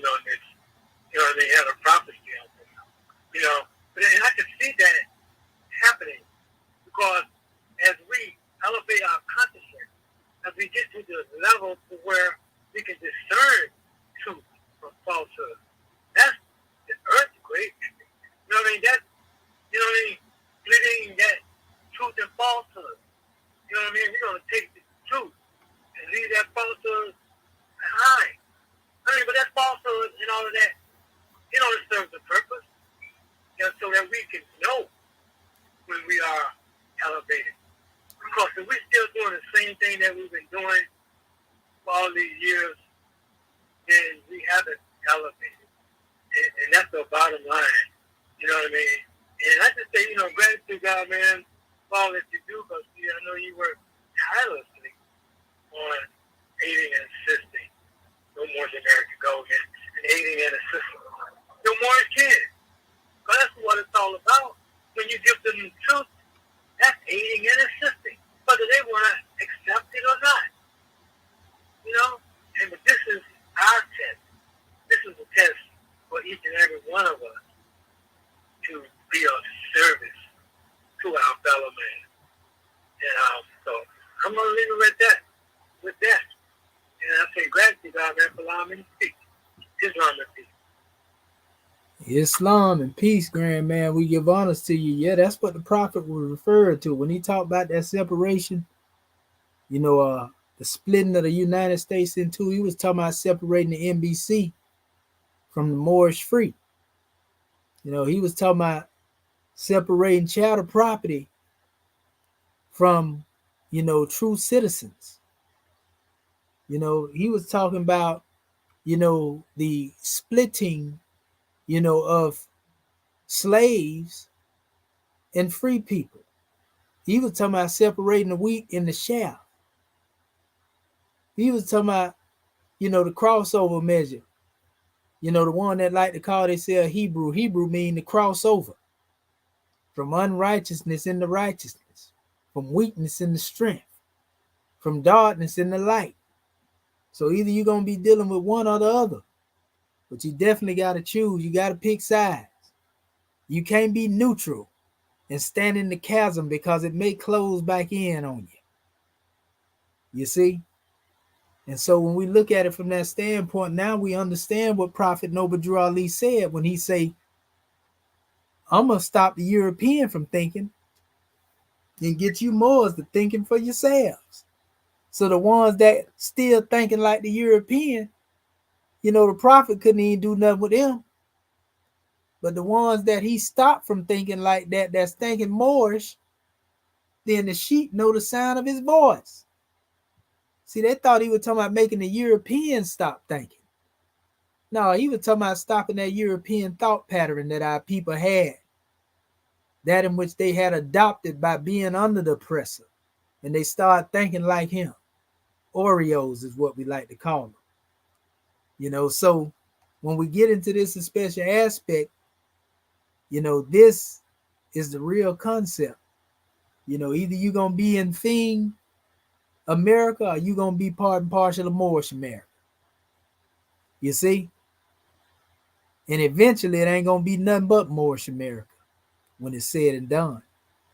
You just wait and see, by the time this thing is proclaimed and everything is reclaimed. So it's just a matter of time. Don't matter how it look. It's going to be a breakfast fight. By the time you get done with breakfast, it'll be all over with. So Islamism without the schism. Is there any other more who would like to come forth and exercise their 5? I know it's a greater number than 2 Moorish American Muslims on the manifest. Islam, we heard the goddess and we're going to get the brother after the goddess. Islam, sister. Gratitude. Veronica Roselle, Texas Territory.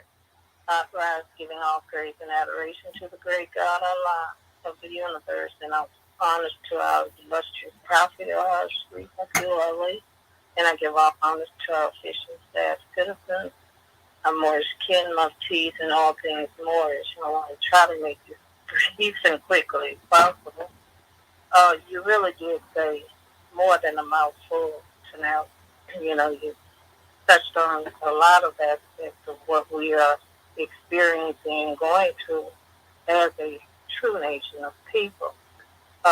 First and foremost, I would like to say that, I recall a time when I had sent out a group text message inviting relatives and friends to join the nation. the government. And one of the responses that I got back was very happy, very indignant. And the part that really got to me was when he said, they'll never have a nation state. And I recall that stuck so deeply. I almost broke down and cried. And I thought, how horrible, how sad that you cannot believe enough in your own people, your own self, let alone your people as a nation, that we can have what is rightfully ours. Now, I look at Christians, not dominant because at one time I was a professed Christian. They can name and claim everything that they think they want, and yet they cannot name and claim what's rightfully theirs. They, excuse me, you mentioned a division, and I looked at another Moorish kin that I had spoken with, and she said to me, well, to have a government, you have to have your land. Where is your land? I said, you're walking on it every day. The Europeans came and took, they robbed, stole, killed, and destroyed, and took away from us and took the land from us. Then they turn around, they sell it right back to you, something that is rightfully yours. They charge you taxes on it. If you don't pay it, they come and they confiscate it. And they continue to march for everything. They'll march for Black lives that don't matter, saying that it does. And yet, to together and unite as one, they cannot speak that. They can unite to march, but they cannot unite to come together and declare what is rightfully theirs. And that is all we really need. Unity is the key, as we say all the time, you and I time. But you also mentioned about God being a spirit and creating us in his image and his likeness. He created us to be the expression of himself in the earth. And yet we can see ourselves as everything, we can see ourselves jumping and cook a hoop and, sing louder than the next man or woman. But we cannot see ourselves as the gods and goddesses that we are, that God created us to be. And until we come to the realization, not only who made us, but then who we really are, and we unite and we tie that together with everything that is ours, we got a long fight, a long way to go. But, we're told that Allah is, he's going to save us. And victory is definitely ours. So we just continue to fight this struggle and know who and what we are and not give up, because I refuse. Excuse me. My grandson said to me, yeah, we can call ourselves Black, we can call ourselves Moorish, we can call ourselves Christian, but the European's going to always do what he wants to do. I said, only if we let it. And, we cannot give up. We cannot lie down like a rug and let them take what is rightfully ours. We have to continue to fight. And, so fight and unite. That's what I say. Islam and peace. Islam and peace, sister. And I just want to say something before we bring the brother on. We give honors to everything you said. Yeah, and it's a real serious situation when we have our people in a state of mind where they willing to be stubborn in fighting against the truth, but they have no will when it comes to fighting for the truth.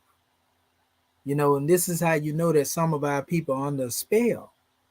This is what they have came to accept. I'm going to show our family something, and y'all can hear me speaking of it as we have it here. And I'm going to share the screen real quick to show our people something briefly before I go to our brother. And this is actually dealing with the nations that have are considered the newest countries, right?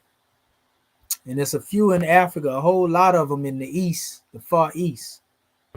And basically, we know Sudan actually had gained their independence, and they split in like 2011, but then you have Kosovo succeeded from Serbia in 2008. Montenegro separated from Serbia in 2006. East Timor gained independence from Indonesia in 1975, became sovereign in 2002. For those who always worry about time periods, Serbia separated from Montenegro in 2000. Palau graduated from the UN Trust Program in 1994. See, a lot of our people have no idea of what an international legal personality is. And the only way that you can establish yourself as an international legal personality, you got to have a unanimous will. And once you act as such, you go beyond anything it is that anybody else can say about you being a nation. Because there are actual measures that have to do with that go way beyond somebody else recognizing you. A lot of people don't know that. You see, it's a whole bunch of people on the list where you got different nations, from the time of 1945 up to recently. Nations have still been born. It is only that our people, have come to a mindset to where they don't want to accept, that they can actually be free. And yeah, y'all, you got to do that research too when y'all get a chance, more, and look up the measures on the international legal personality. I had a PDF that I had in here, and it went through all the different steps, and it talks deeply about this, and I just want to say gratitude to the family. Islam. Yeah, our family asks, is there someone in South Carolina? TX Price. Yes, sir. We got our Consul General Muhammad Bey down there, Sister Curta Bay, Dendra Nee Curta Bay. She's in South Carolina. You can drop your information in the back chat, family, and build with the Moors. All of you, wherever you may be, if you listening to this call, this is not just a call where we are just going back and forth with the information. We actually are establishing consulates. So all of you who are here, you are more than welcome to begin building, in the particular area where you are, and come to your government conference calls and establish a study group, and then give birth to the consulate in your particular area. We're looking for all strong, young Moorish American Muslims. Yes, TX Price, those people that I just referred to you are the ones that can definitely help you learn more. And you can also tune into our conference calls, which is also available. So all of this is, we actually on the conference call right now. And I'll show you where it is. It's actually on our website. But you get a chance, take the number down. It's 609-746-1180. And you can put in extension 639-381 £, and actually call in to our conference call 7 days a week. And this is where you can learn more about what it is we demonstrate and become active in this work, family. Yep. And what it is, beloved sister Sina, is the fact of that the reason why the European can act like they the government is because of the fact that our people would not come together on the unanimous will. When we come together under unanimous will. The European, like Prophet Noble Drew Ali said, is going to have to take themselves some water, because the land already belonged to our people. It's just they don't want to claim the land under their one free national name. What Native Americans are doing on a micro scale, and people think they're doing great things because they got a little reservation over here, a casino over there. They still under corporate governance. What we are doing through the name that link us to the land places us over the whole demonstration, not under a federal charter, not under a state charter, but under our own international legal personality. And once we are able to see that as a whole and come together under that as a whole, that's when we will be successful. The European gonna have to, unhand, the land, so to speak. That's what it boiled down to. People say, "Oh, they're gonna do this. They're gonna take you out the count." No, you got to remember they being watched by international community, and that would be considered a war crime. So can't nobody do nothing to you or bring harm to you for trying to be you. Now they may try to have some resistance here and there, but they're gonna have to turn that demonstration over. And that's just the bottom line. And we ain't gotta raise no weapons or none of that. We ain't gotta fight. All we gotta do is be a peace-loving nation of people. A peace-loving nation. And this is what's going to allow us to be recognized, by the nations of the earth. You see? Here it is right here too, but briefly. Just give me a second here. I want to open this up. I got it right here. So our people can be educated on this. Those who think that we are limited to certain things in order for us to be a nation. Let me share this with y'all real quick. Give me a second. We can buy the time because we know. Just give me 1 second here. I want to make sure y'all get this. Okay. That's the window. There it is, right? That's what I'm trying to share. Okay, for those who are watching and y'all listen to me, this is a brief thing that tell you about statehood and territory. And once you understand, for one, right? In the Montevideo Convention on Rights and Duties of States, and we actually had this in our website, but it says it sets out 4 criteria for statehood. Article 1 of the convention provides that the state, it says, as a person of international law should possess the following 4 qualifications, right?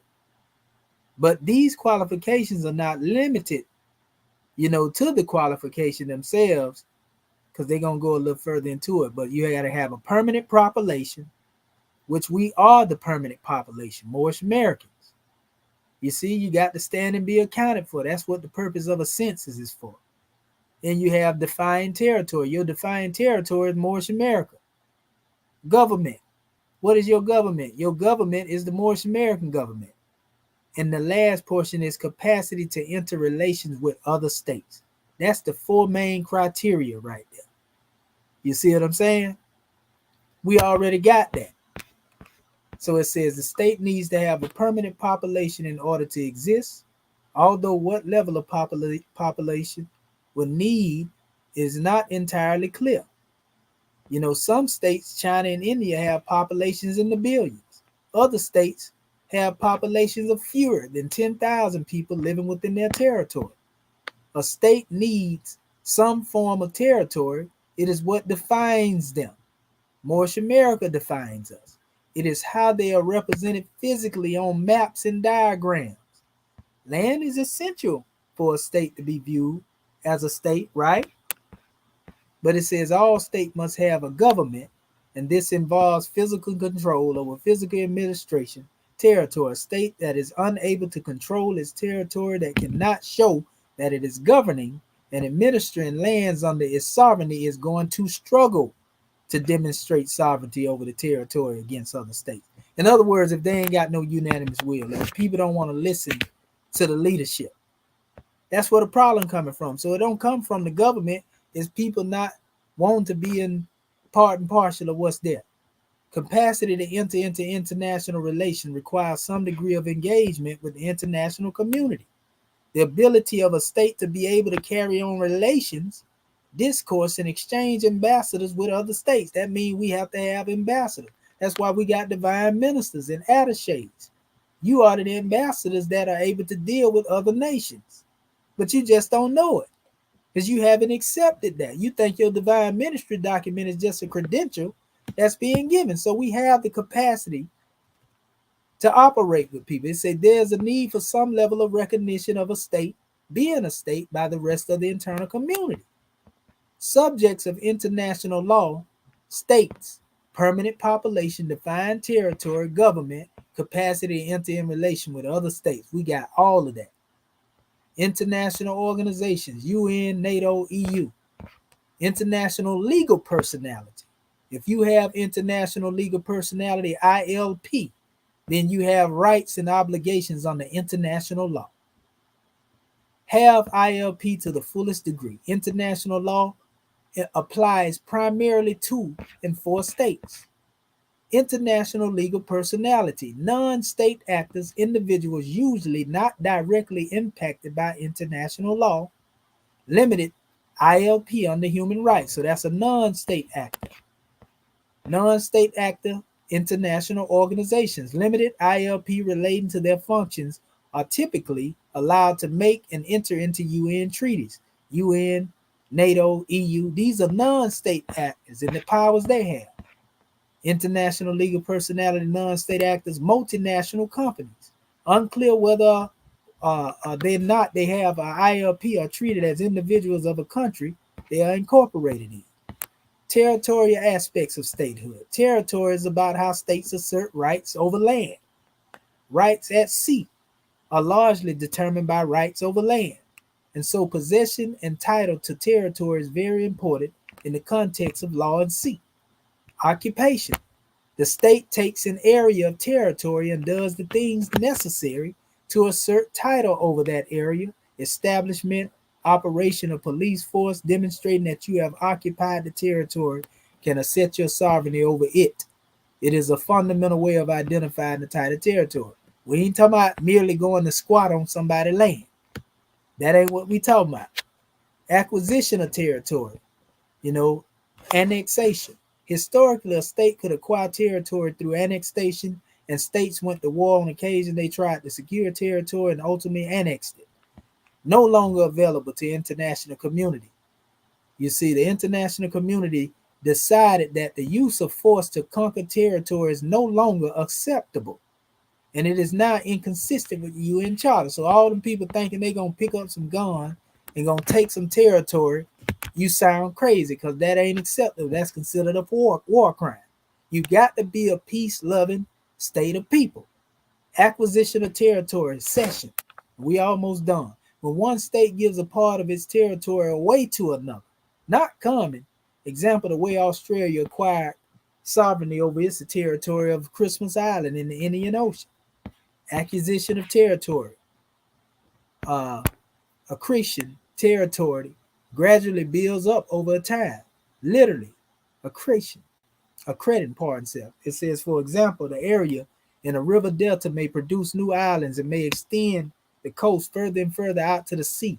The new territory is created in this way, an example of accretion. Example, Australian territory of McDonald Island. Prescription, example, if I occupy a piece of territory, no one objects.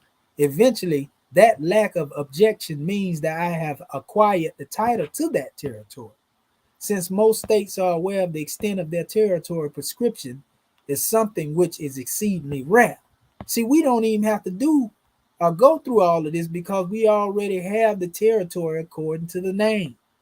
All we got to do is proclaim the name Moorish American as one universal body. And that's where your power comes from. That's where your saving power comes from.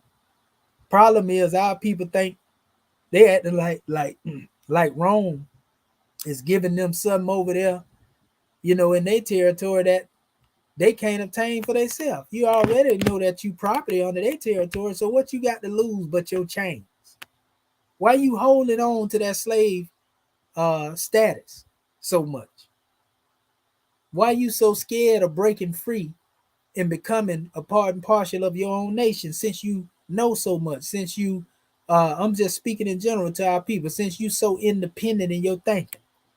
Why does that independence of thought, seems to we can say burn out when it comes the time for you to get up here and be a nation yourself? Only time you want to exert your independence is when you're trying to exert your independence over another so-called N.B.C. Get up there around Rome and you follow Rome like a little puppet. I'm just speaking in general, dealing with our people. So it goes into the old way of the acquiring territory. Discovery does not give full title, rather incohate title. Example, if an explorer found an island that no one had been to before, that explorer could claim that island for their state, but their claim would not give them the title. The state would have to perfect the title with some form of occupation. And then it has establishing title to territory. And they got different, ways of dealing with this right here. Occupation is the most important category in practice that the courts have provided guidance on numerous points. What you do in occupation needs to reflect the nature of the territory you are claiming. A busy territory with a population of millions need to control a law and order. They need to regulate the transportation system. They need to deal with the ingress and egress of people in and out of the territory. And that's where in the document. Y'all don't know, but down here in Florida, Disneyland was brought, as a piece of land. But they got their own police force and all that right there. And to a certain extent, they actually, a little entity to their own, like a little micronation. So all you need is a little bit of territory. And it's a lot of unincorporated land in the United States, unbeknownst to many of our people. You see, you don't believe me? I'm going to show you. And this is where we go at. I'm just using this. I'm just using a map real quick. And we're gonna open up for our brother that was trying to get in here. And you just type in unincorporated land, and you can go up here to the map family and really just find. Let me see.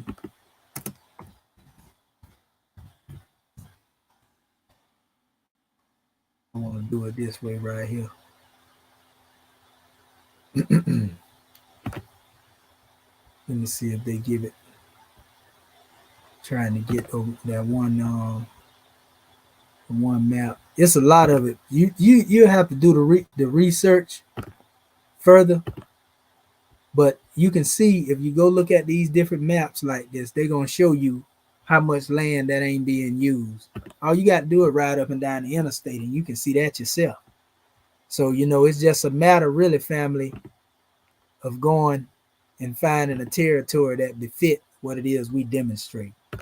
But at this time, let me go to our beloved brother, because we getting ready to go to the officials. Islam. Who was that brother trying to get in here? Islam? Islam. Islam, this is Dr. Bati Bay with Iowa Territory. Peace and love to talking about it. First, I'd like to rise and give our man the praise to Allah, understood the Prophet, understand democratic government, our world council, our flag, seal, emblem, our divine constitution, our swift angels, mufti, citizens alike. Understand all the Moors that spoke before me, all the ones that will speak after. And honor to you for this class and our rare sheep for about hosting as well. And yeah, when we're looking at when we're just looking at this as a whole, a lot of people they're so charged up on not understanding, because they only know what we were taught in school, and any type of realm outside of that thought, outside of that 1619 or whatever they was projected, or 1492 when Christopher Columbus discovered America. Outside of that, or outside the state of slavery, they don't have no conception of who we were as a people. And so that's not being taught, that's not being researched, therefore that's not being, they don't have grasp upon that concept to even accentuate the thought pattern to say, hey, maybe we are tied to a nation and maybe there's something that's not right about what's going on and we need to properly formulate our own. Now, we done tried every single thing that would help, that we thought would help, and you know, saying in this Martin Luther King's, you know, ran his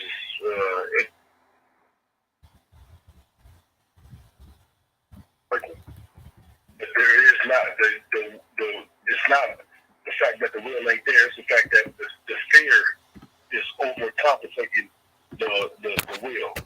You know what I'm saying? Because you got people. You can look at the United States and what the United States has done over and over, not just to the ones on the land, you know, the original owners of the land, but you know, saying us being the Moors, but look what it has done to other countries, and people are weighing that up against the fact that they're scared because if we're peace loving, then what are they going to do? Instead of just thinking about, hey, maybe your will is strong enough to, you know, say throw off that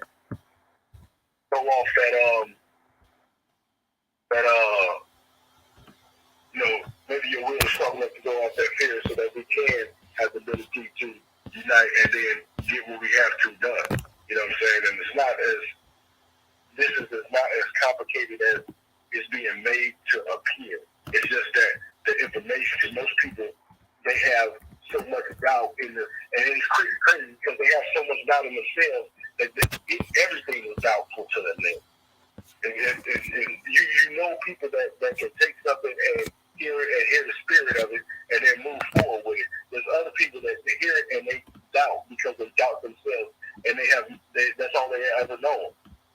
They doubt that they can do good. They doubt that they can be a nation. They doubt that they can be free. They doubt that they can change careers. They doubt. There's a whole bunch of doubt going on. And when we're looking at the fact of this doubt that was from your own raising, it's really addressing the psychology of our people. You know what I'm saying? More so than it is the actual us being free. You know what I'm saying? So with that, I just needed a cut of piece. Beautiful message, beautiful demonstration. Peace and love. Yes, sir.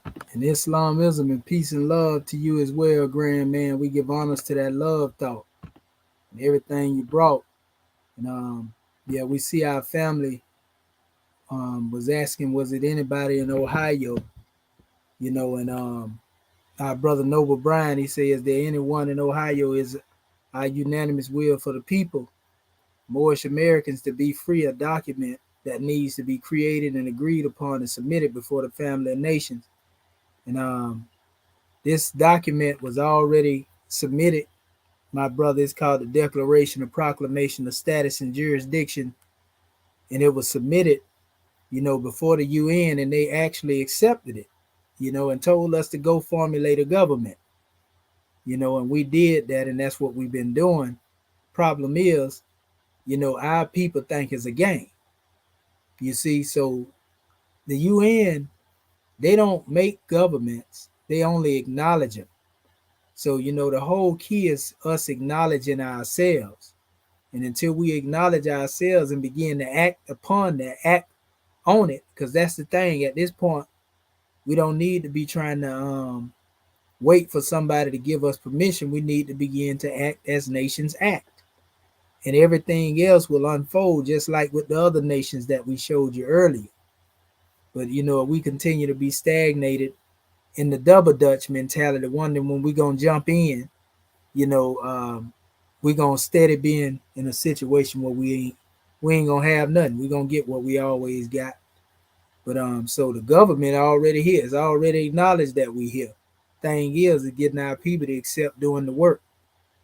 You know, if it ain't no money involved, our people don't want to do it. They want to wait till the government bubble up, and then everybody gonna try to jump on the bandwagon. So that's the problem. They don't want to do the work. They want the work to already be done. And then they criticize the government for not having the work done, especially the one that come up in the government. How you gonna build a pyramid when you still steady pulling bricks out of the pyramid? You know what I mean? It don't make no sense. So Islam, gratitude for that question, brother Noble Brian. Well, all right. At this time, what we're gonna do, we're gonna go to our officials. We're gonna call forth our assistant Grand National Secretary of the State, Sister Alseta Moonell. Islam, you there, Goddess and Queen?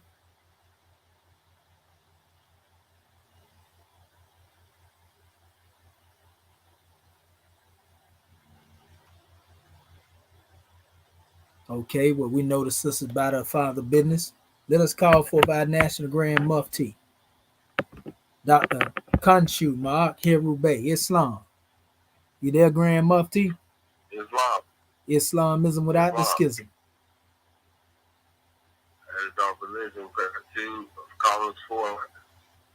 We rise, giving all thanksgiving, adoration, worship, and praise to our Father God, Allah, the God of the universe, the most innocent and the most wise, and we give the highest honors that we can give to His prophet, our prophet, the last prophet in these days and in these times, Prophet OVERTHROW, Savior of humanity. We give honor to His forerunner, Marcus Most High Guardian. We give honors to His government, our government, the Moorish American government, the government in which we live, according to Act 6.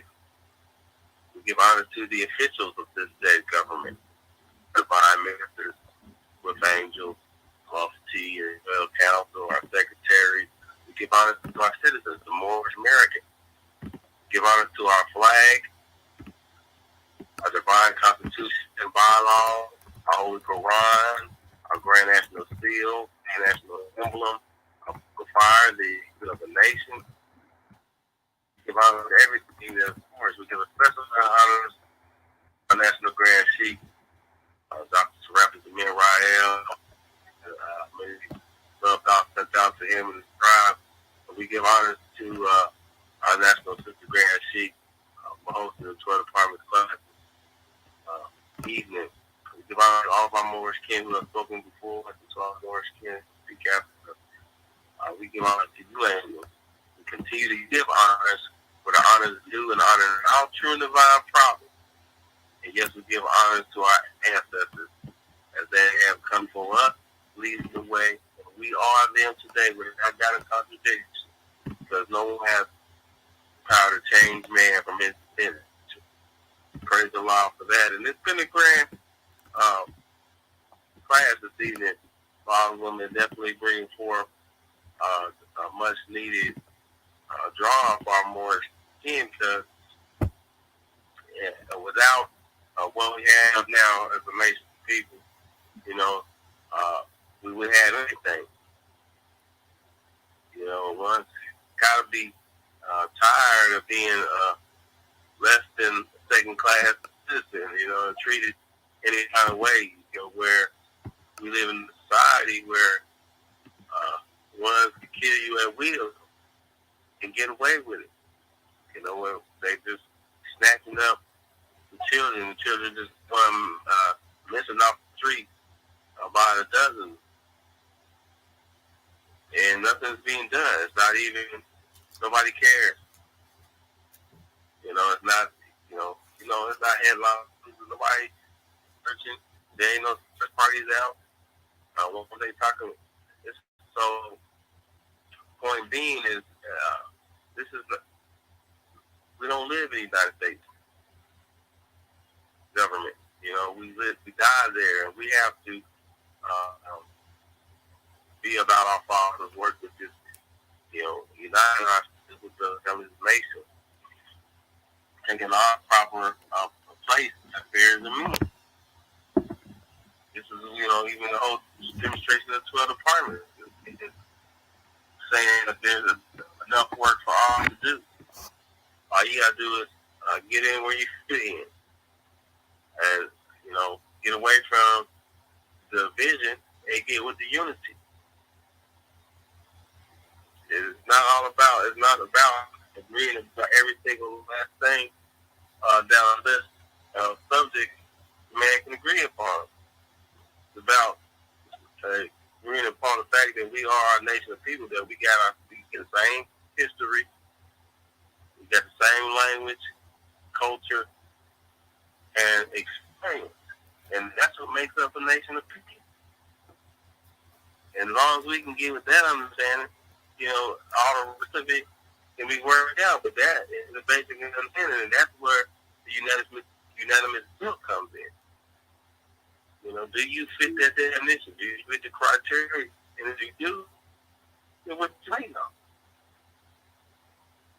Just get with your government, get with your Moorish American government, and because we have to tie ourselves back to our descent nature. Where would you rather get up? Where you fail, or way back somewhere else? You want to keep going along where you're supposed to be along the journey. You got to get up where you fail. Why not get up where we fail? We failed with the empire. Why try to minimize, minimize the African state by trying to hold on to some small kingdom or some small tribe here or there, or some kind of, you have a whole empire that extends your reign vastly. And I'm just saying that because this is what we think, when we're talking about what we're doing here. And why we're doing it as far as saving our families, it's ours. So let us come together in government, work towards the common goal of having a better life for ourselves and our children. Simple and plain as that. It ain't nothing other than that. And let us do the work. So gratitude for this class. I just wanted to add that forward to what you've already given. This is the grand front. And gratitude to you, Moorish America, for being here with us and giving us your time and teaching us respect. We love you. All in peace. In Islam and peace, the love is mutual, my brother. We give honors to you and the tribe. Well, all right, let us call forth our Grand National Secretary of the State, Sister Hatshepsut Rakat Ma'at and Pooh, Tutankhamun Bey. Islam, you there, Goddess and Queen? Can you hear me more? Oh, we can hear you loud and clear with divine ears. Gratitude. Islam Moorish can first of all want to rise, giving all praises to our Father God Allah, giving honor to our Prophet Noble Jew Ali, the last prophet in these days and times, giving honor to our Moorish American government, all of our officials, staff, the angels, muftis, divine ministers, most especially our Moorish kin. Giving honor to all those Moors that spoke before me, all those Moors that will speak after me. Giving a special honor to our National Assistant Grand Sheikh of Moorish America for opening our meeting according to law. Also for hosting our 12 departments class. Giving honor to Act 1 to our Consul General of Texas, Dr. Marvin Edwards Bay, for taking registration and reading our subject chapters for the week. Giving a special honor to our host, our National Grand Sheikh of Moorish America, Dr. Serapis Amin Ra'el, and much condolences to our brother for transitioning of a family member a few days ago. Definitely sending out our healing thoughts and prayers to the tribe. Also, a special honor to our National Assistant Grand Sheikh for hosting this meeting.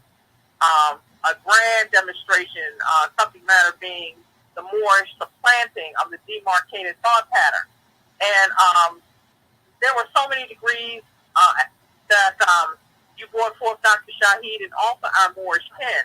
I received a revelation when you were bringing this forth in reference to being able to overthrow or topple that divisive thought pattern, which the proper term is mental slavery, that hatred and that opposition, those things that we cling to that we know are not of a benefit, that we know have no value, and its illusion will pass away. But because we've been so indoctrinated, because we have become so comfortable in the coffin, and when we look at it from that aspect, that's exactly what it it is, becoming comfortable in those things that you know are constantly oppressing us, then it's time to change the format. The prophet has already brought the solution to the Negro black colored problem. But who's listening? The thing about it is we've got choice. You know, once you hear the truth, then you've got to come dealing with the study of the self, recognize who are you planning on serving? Whose teaching are you accepting? Something that has been divinely prepared, you know, coming from your creator through our special prophet, Noble Drew Ali, or continue to listen to those that accept their teachings, dealing with that European, Eurocentric, slave master. You know, I've heard some Moorish kin say, I want to be the new slave master, slave holder, slave breaker, slave catcher. Now, what kind of madness is that? You know, to continue to oppress the people just so that one can get paid or have power, what have you, and all of those things are illusions. So we're either part of the solution or part of the problem. If you don't recognize the need for the study of the self and how beautifully and wonderfully that we're being made, if you, in discerning your own strengths and weaknesses, constantly find yourself with the nothing's being done syndrome, ain't no progress being made, you know, constantly in the midst of progress, you're trying to throw in some nuts and bolts because you want to redirect the course. Because ain't nobody looking at you, you know, that see me syndrome. Or trying to discourage new Moors coming through the door to redirect the course to you know not where. So when you see yourself refusing to grow, it doesn't make a difference how many books are in the library. If they all got depth on it, what benefit is it? These lessons are to be put applicable to the self. This is why the prophet said more the active and not passive. So when you're speaking about the science of the Moors, we're here to be of a benefit, not only to self, family, tribe, but nation. Okay, we're here to aid and assist our people. This is what it means in reference to serving humanity. This is what the mission is about, a divine mission, you know, what we are called to do. So we've got to stop putting our energy to those negativities, those things that have always harmed us, never been of a benefit, and look outside of the self itself to the next upcoming generations, you know, be for the goodness, peace, and happiness of those coming behind us, just as we're standing on the shoulders of giants. So in our unity is our strength. So great class, Dr. Shaheed, much gratitude to you for bringing this special class forth. And Islamism without the schism, we give honors to your Grand National Secretary of the State for that drawing. Praise be to Allah. Well, all right. Well, let us call forth our Grand National Chairman, Dr. Akin Acton Pert M. Heru, Toot to come and bay. Since we talk about the triune Allah, wisdom, will, and love. Well, we know the chairman got his scimitar on deck with the pan leg roll. Come on in here, chairman. Islamism.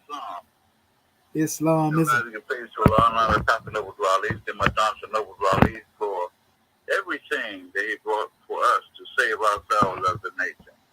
Our own government, our own divine constitution, our own God, forefathers, everything.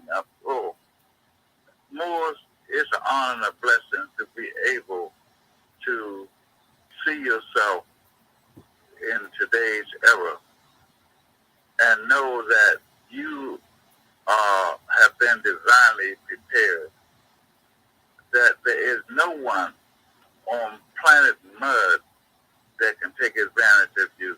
You are here now to lead the nations of the earth to the highest form of theocracy.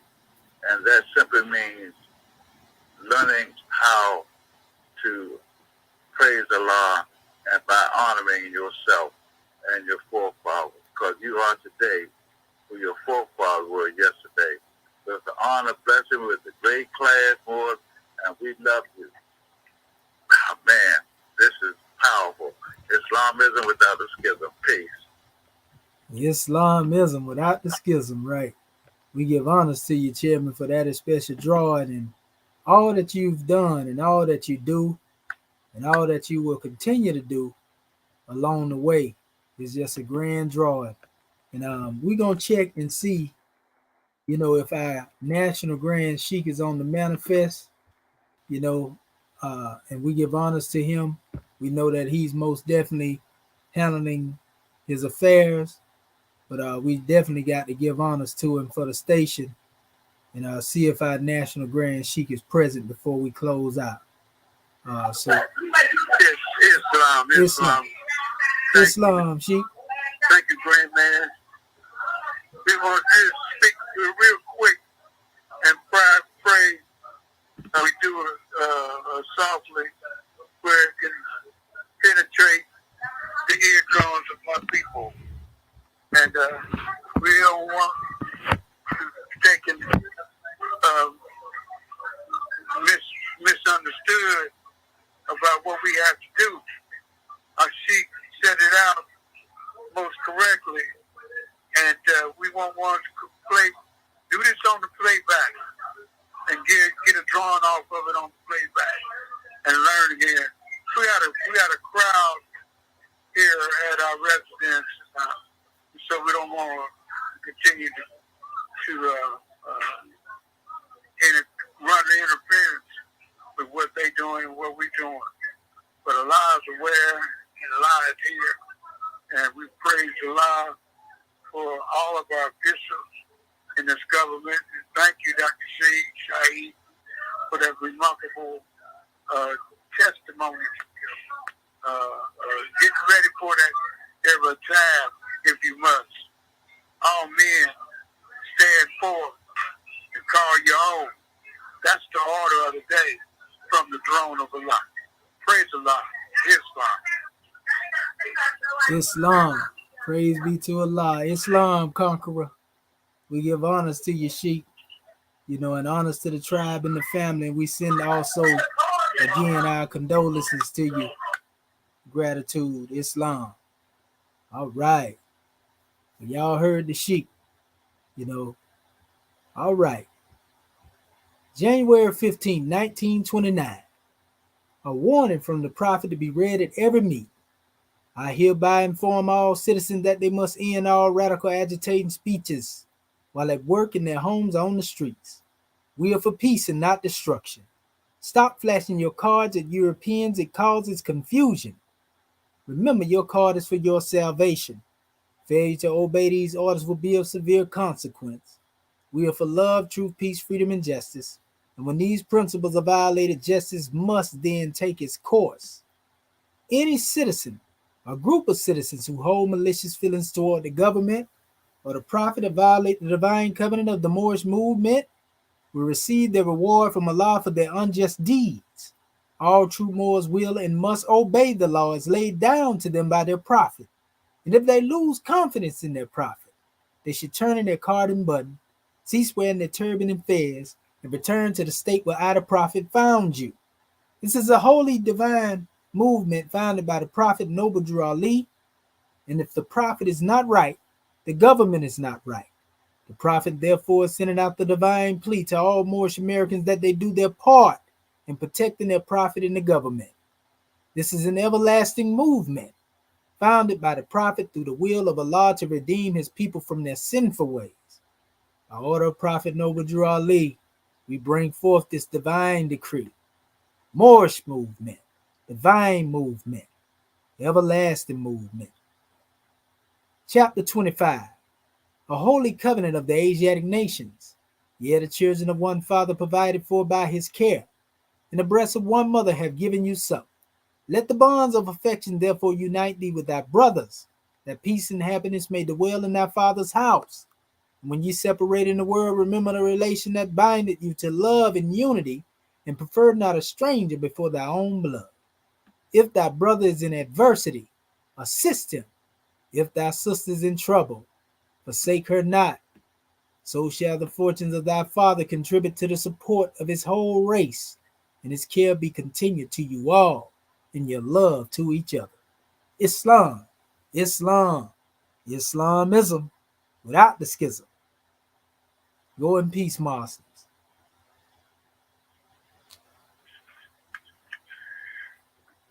Great class, national system. Great class. Great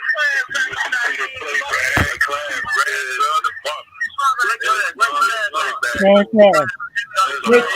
Great class. Don't forget to pay your dues, Moors. Don't forget to pay your dues.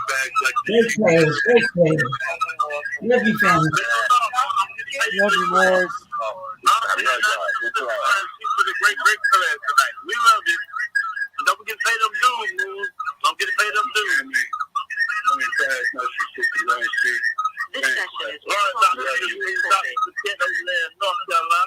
is Islam, Moors. Gratitude, family. Peace and love. We love all of you, family.